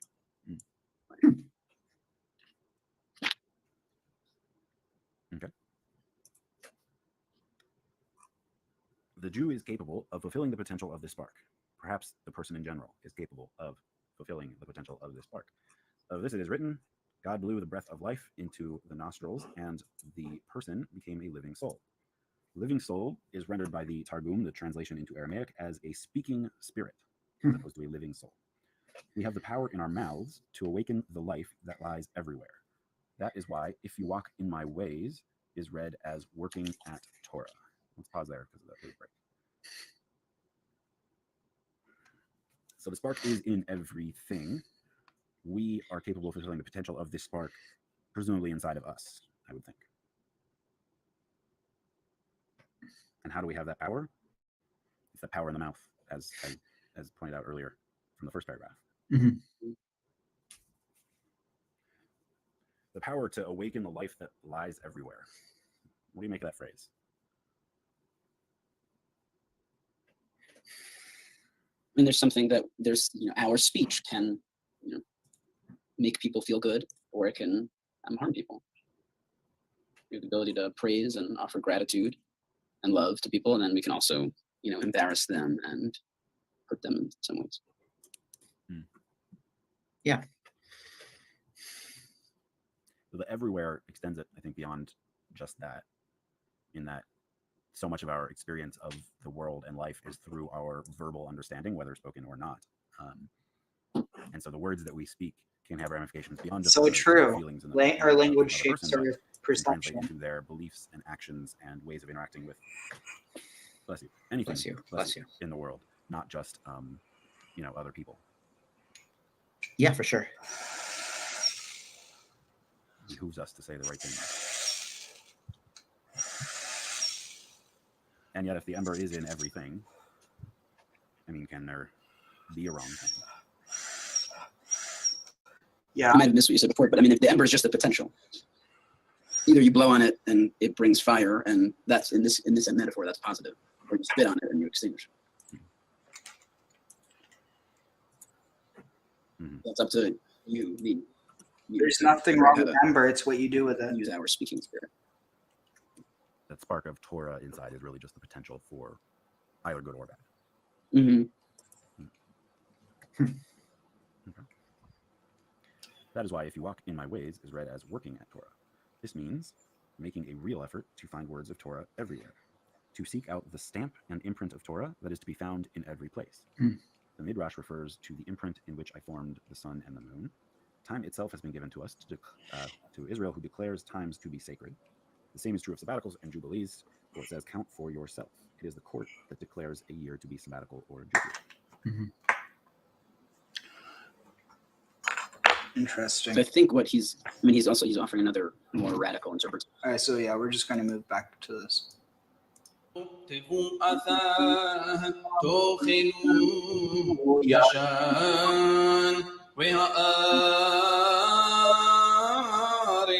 לא תמחר לסמיכות כי לי הארץ כגרים ותושבים אתם עמדי וכל ארץ אחוזתכם גאולה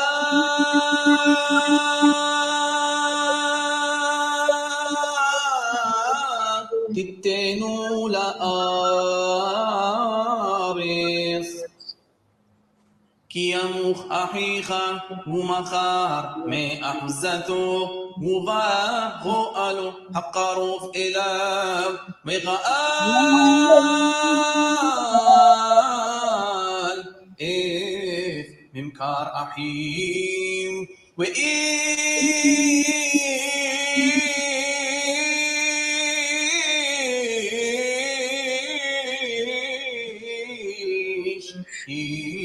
לא יהיה לו גואל והסירה ידו ומסע כדי גאולתו וחישב את שני ממכרו והשיב את העודף לאיש אשר מכר לו ושב לאחוזתו ואם לא מסעה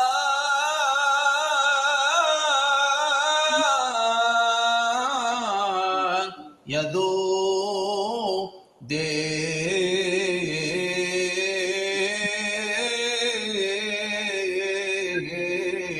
להשיב לו, והיה ממכרו ביד הקונה אותו, עד שנת היובל, ויסע היובל, ושב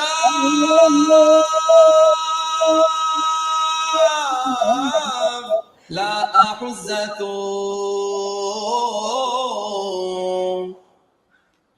ואיש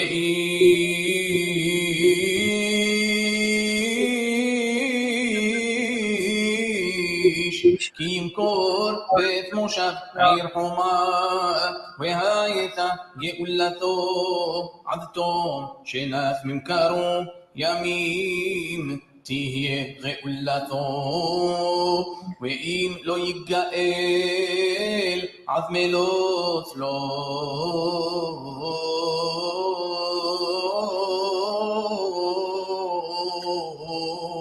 שנה תמימה וקם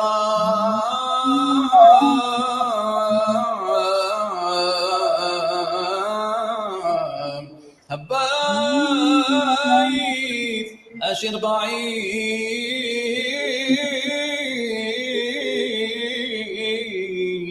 אשר לא חומה לצמיתות לקונה אותו לדורותיו לא יצא ביובל.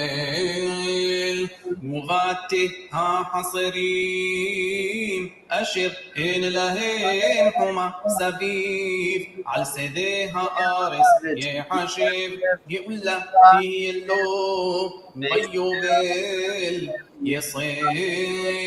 וערי הלוויים בתי ערי אחוזתם גאולת עולם תהיה ללוויים.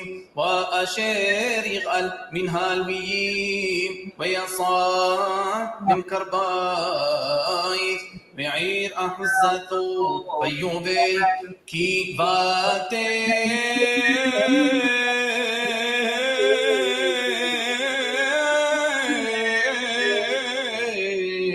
ערי הלוויים היא אחוזתם בתוך בני ישראל. ושדה מגרש עריהם לא ימכר, כי אחוזת עולם הוא להם. וכי ימות אחיך ומטה ידו עמך, והחזקת בו גר ותושב וחי עמך.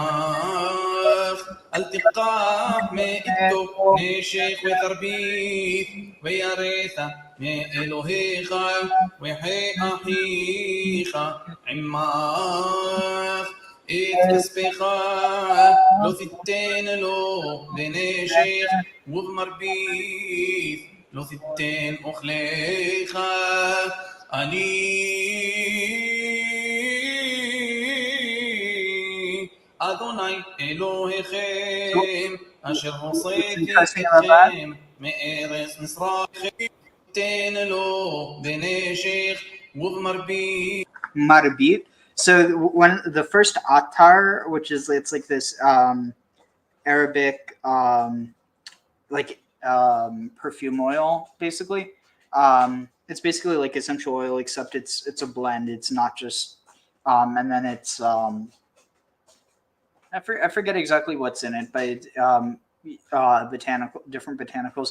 But what's interesting is the first one I ever got, which is one of my favorites, is called Marbit Man. And what's interesting is that it's like increase it, but basically it's like, from what I understand, it's like money man. Basically, it means money man. And it's interesting that Marbit is like illegal increase, or like basically charging. It's not just interest, but it's like increased interest. As long as they're not advertising that they include 7 herbs and spices.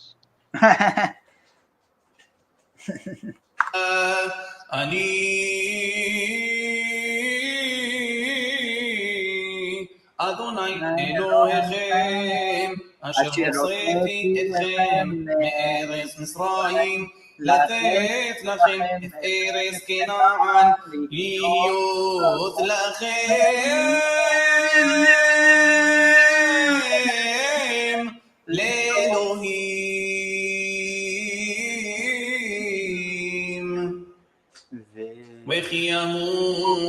אביך עמך ונמכר לך לא תעבוד בו עבודת עבד כשכיר כתושב יהיה עמך עד שנת היובל יעבוד עמך ويصل معمخ هو وبنى وعمه وشاف المشبحته والأحزاب أبو ثاو يشوف كي عفدايهم أشر وصيتي أثام مئرس مصرايم لو يماخروا من كرف عابد لو تردفوا بفارخ ويريثا מאלוהיך ועבדך ואמתך אשר יהיו לך מאת הגויים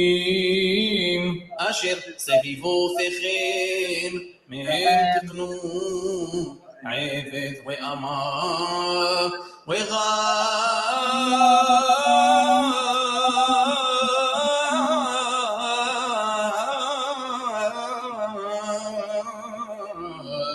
מבני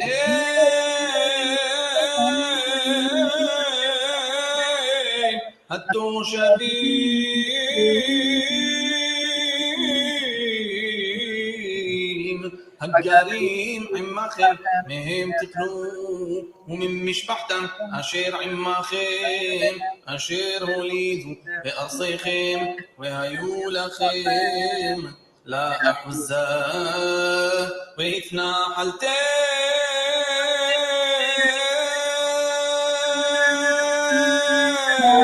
אותם לבניכם אחריכם דרשת אחוזה לעולם בהם תעבודו ואחיכם בני ישראל איש באחיו לא תרדבו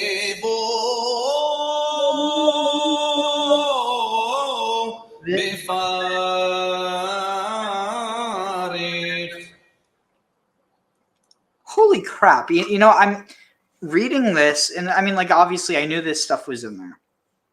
I'm not naive, but reading it like this, it hits a different way, and also it kind of got me thinking, where does this even come from realistically? Because, like, I mean, obviously, yeah, you had slavery in basically every ancient society in, I mean, history, basically. But what I find interesting is that, like, in terms of when this would have been written, or when it's referring to, either when it's referring to or when it's been written, it seems very, like, basically I'm wondering, when did the Israelites ever, like, you know, historically have enough power that this would even be, like, something of concern? Like, this idea, not just of, like, having a servant or having, like, but I mean, like, really in a lot of ways, it's not common for subaltern peoples to have slaves. Like, and again, I don't think that slavery is a good thing no matter who's doing it. But what I find kind of interesting is I wonder if this is almost, because the thing is, you don't really have, like, I mean, I need to look more into this, but in terms of the slave trade, I really don't think that Jews had any participation in it until after, it would have been after. I mean, I guess it depends on whether you're talking about historical versus. I mean, like, obviously, you would have had some with it. So, I mean, this is probably. I mean, and it makes sense because a lot of the texts are being written from, like, a royal standpoint or from, like, a non-subaltern standpoint. So, but like, I guess what I'm saying is, and like I said, this is something I need to do more research into, but I would honestly be kind of surprised if this isn't a holdover potentially from, like, because you could argue, oh, well, it's potentially from one of the cultures they were amongst. And, like, that's totally possible. But I do wonder if it's not maybe a holdover from the Phoenicians, because the Phoenicians did a lot of slave trading. I mean, they did a lot of trading in general, which happened to also include slaves. So it kind of makes me think maybe that's where it comes from. Because, like, this idea of, like, that, I don't know. It's something that, And again, it's not like I'm just trying to pawn it off onto another group, so it's like I don't feel as bad. Because at the end of the day, I see the Phoenicians and Israelites as very similar, like basically part of the same family, like siblings practically. And I mean, a lot of the culture came from there, and probably a lot of their writings as well. Any thoughts? Yeah, one is that you have to throw the Arabs into the mix there. And I've always considered, from a functional standpoint, you have the traders. And it's like the Phoenicians were the sea traders, and you're also going to have, the land traders. So you get the caravan leaders and such.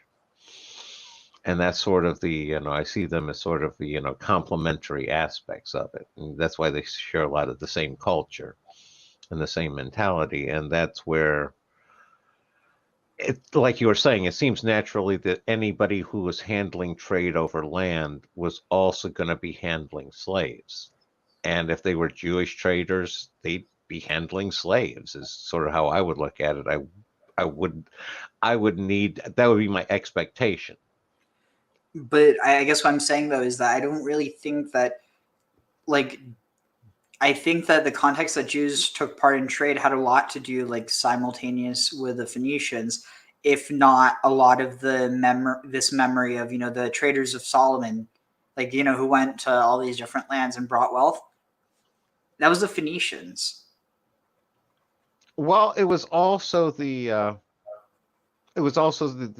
desert traders as well. Well, yeah, but I'm talking about this idea of the sailor, like the naval merchants of Solomon, and like the explorers that went on.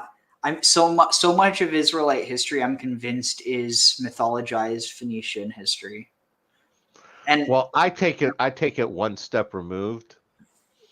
I really have taken an approach to the Bible that it's a history of the Semite people, of all of them, including all the way back to the Akkadians. I can see that. And it's encoded in a, it's basically shuffled and encoded in a very peculiar way. Definitely, yeah. And any other thoughts? The other one is, I wouldn't necessarily say that they were subaltern people, especially at the beginning, because it's the idea of Abraham was very much a king on the same level of Abimelech and Melchizedek. And it wasn't the idea that they were just some sort of few families herding. Is that they were basically the kings and leaders of that particular area. Tag. I mean, the thing is that within basically within a Middle Eastern or ancient Near Eastern context, the term king really means more chief. Like you don't get kings as we know it until much later.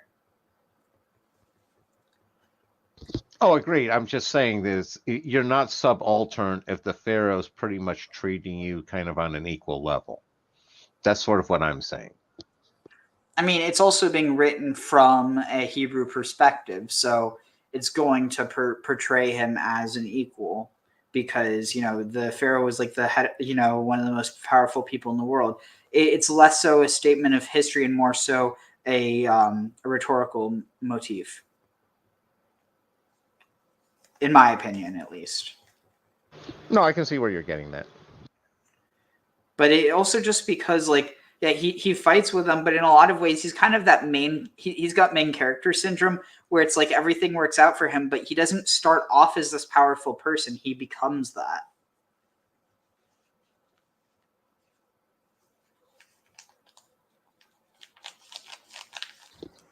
Who are you talking, Abraham or? Yeah. Depends on what interpretive level you're working on, but I see where you're going. I mean, on the most basic level. Yeah, if you're going on the idea that that he was basically like always in that sense of royalty, elite class, and so was Terah in Babylon. I guess there's a tradition that he was Terah, what was the high priest for Nimrod. Yeah, but even with that, he was still an outsider. So by that very nature, he like not a physical outsider, because they moved to that land, and so by that nature would have been subaltern, even if he wasn't politically. I see what you're saying. I'm just the cries of how subaltern they are, I think, might be overwrought. That's all. Okay, fair enough. But in any case, yeah, I mean, I don't know. I feel like people see this nowadays and they're like, oh, see this? Look, this is how Jews are. It's like any society has this rule, basically, that, if you're going to have slaves, make sure that, well, and also the thing is that, is it really that much worse to say, if you're going to have slaves, make sure they're not from your own people? Like, I mean, I guess you could argue, okay, yeah, it's not that you view another group as lesser than, it's more so just in order to maintain this internal cohesion. That being said, slavery is fucking horrible and should be abolished. And like, given there's a lot of issues with different, workers' rights and everything, like with actual, occupations as opposed to slavery.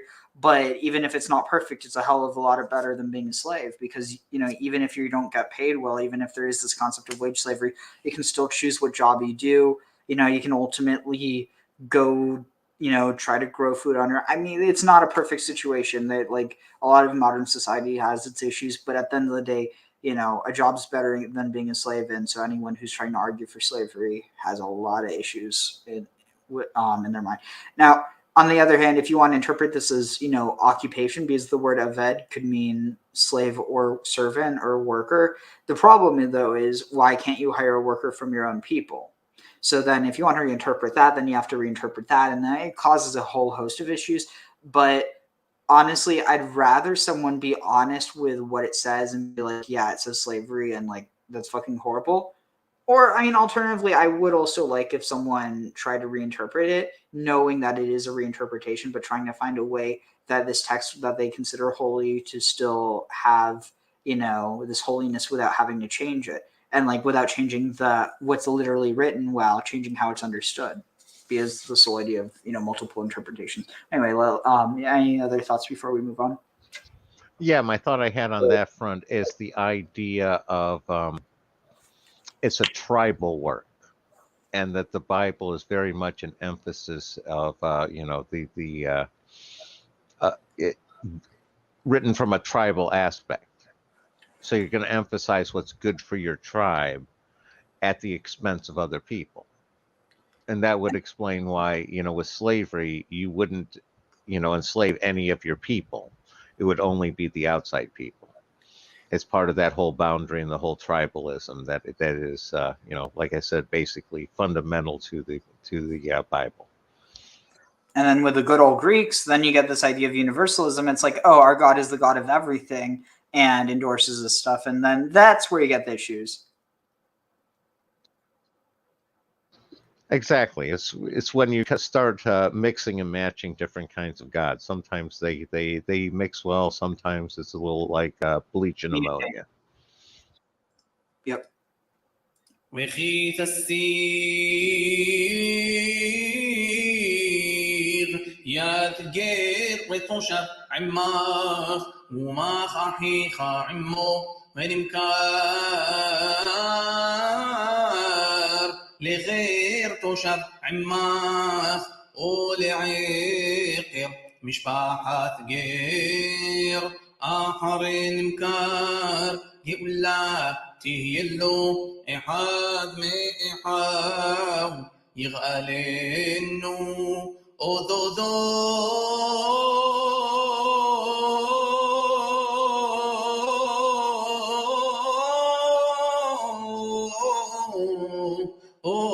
ذندودو يغالينو أو مش شئير بسارو من مشبحتو يغالينو أو السيغا يدو وين يغال وحشر عمقونيه مش شنف هما خيرولو عاد شنف هيوبيل وهيا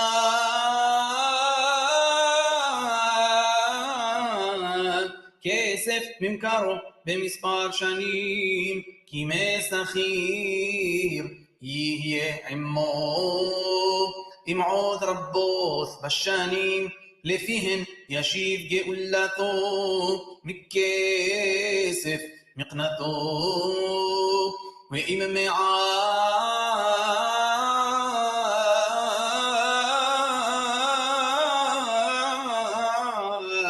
נשאר בשנים עד שנת היובל וחישב לו כפי שנה ישיב את גאולתו כי שכיר שנה בשנה יהיה עמו לא ירדנו בפרך לעיניך ואם לא יגאל באלה ויסע בשנת היובל הוא ובניו עמו כי לי בני ישראל עבדים עבדיהם אשר הוצאתי אותם מארץ מצרים אני אדוני אלוהיכם לא תעשו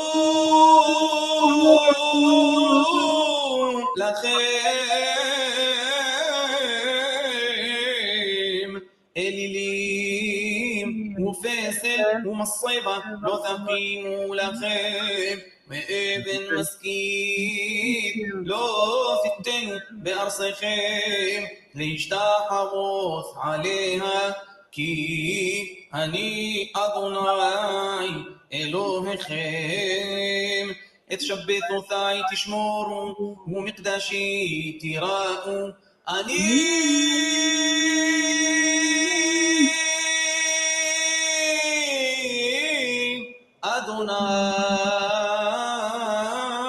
Adonai. Interesting. Any other thoughts?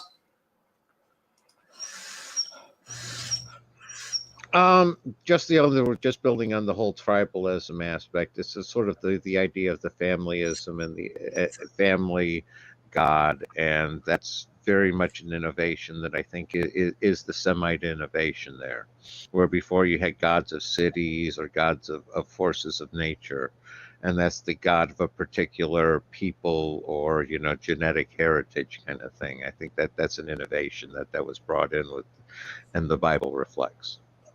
Just an additional thought, Tag. I don't know. I kind of wonder if it's a distinction without a difference. Because, look at Athena. Athena was also the goddess of Athens. You also have, you have this idea of locales. And so the locations inevitably have peoples associated with that. And the thing is, before you have the peoples of the cities, I wonder if you have the peoples of the tribes. Oh, no, it went the other way because it starts with the Sumerians. You originally had one god in each city. That was their original division for that one. It was only later on that you had the gods really starting to war against each other. That was like a later development. No, and it was with the Akkadians that brought in more of the tribalism. Yeah, it's just my reading of history. Again. No, I'm just saying that with the Greeks, it wasn't necessarily like, we have the pantheon. They had the pantheon, but they also had gods of different cities. Oh, my point is when you're dealing with the Greeks, you're dealing with something that's 2,000 years later. The Greeks are to the Sumerians here sort of like we are to the Greeks. It's that much of a time remove. So that's why I can't base anything off of Athena when I'm talking about the Sumerians and the Akkadians. Just too far downstream for my consideration. I mean, it's the same thing because you have these gods of cities, but then you still inevitably have like a pantheon that develops. I disagree. It's like arguing about, the semiconductors versus the electromagnetic generator that was developed 200 years earlier. You can't sit here and, you're comparing two entirely different eras, in my opinion. It's apples and oranges for me. I see what you mean. One second. Wait, so you think that it's basically, because I was talking with someone who argued a similar thing, that in essence that the Babylonian or just people from what is in the region of Babylonia, going back further, but that they were the first ones to really have monotheism in terms of worshiping one god. Well, depends on how you divide up one God. It's like most of them have some sort of non-dual unity. It's like even in Hinduism can have a monotheistic interpretation that all the gods are simply various incarnations of the overarching one. I see what you mean. Anyway, any last thoughts before we close out? Nope, that pretty much sums it up. Fun as always, Ariel. Right.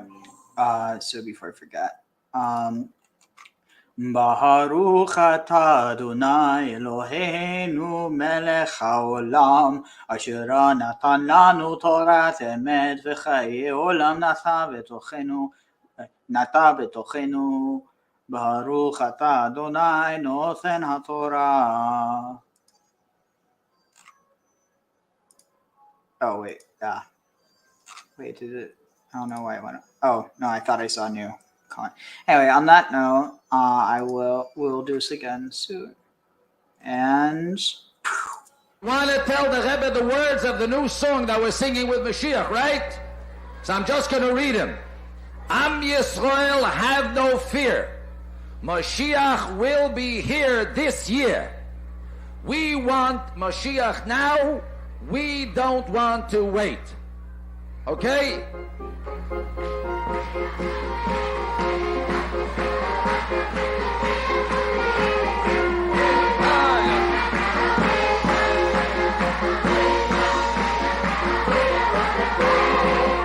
want Mashiach now. We want Mashiach now.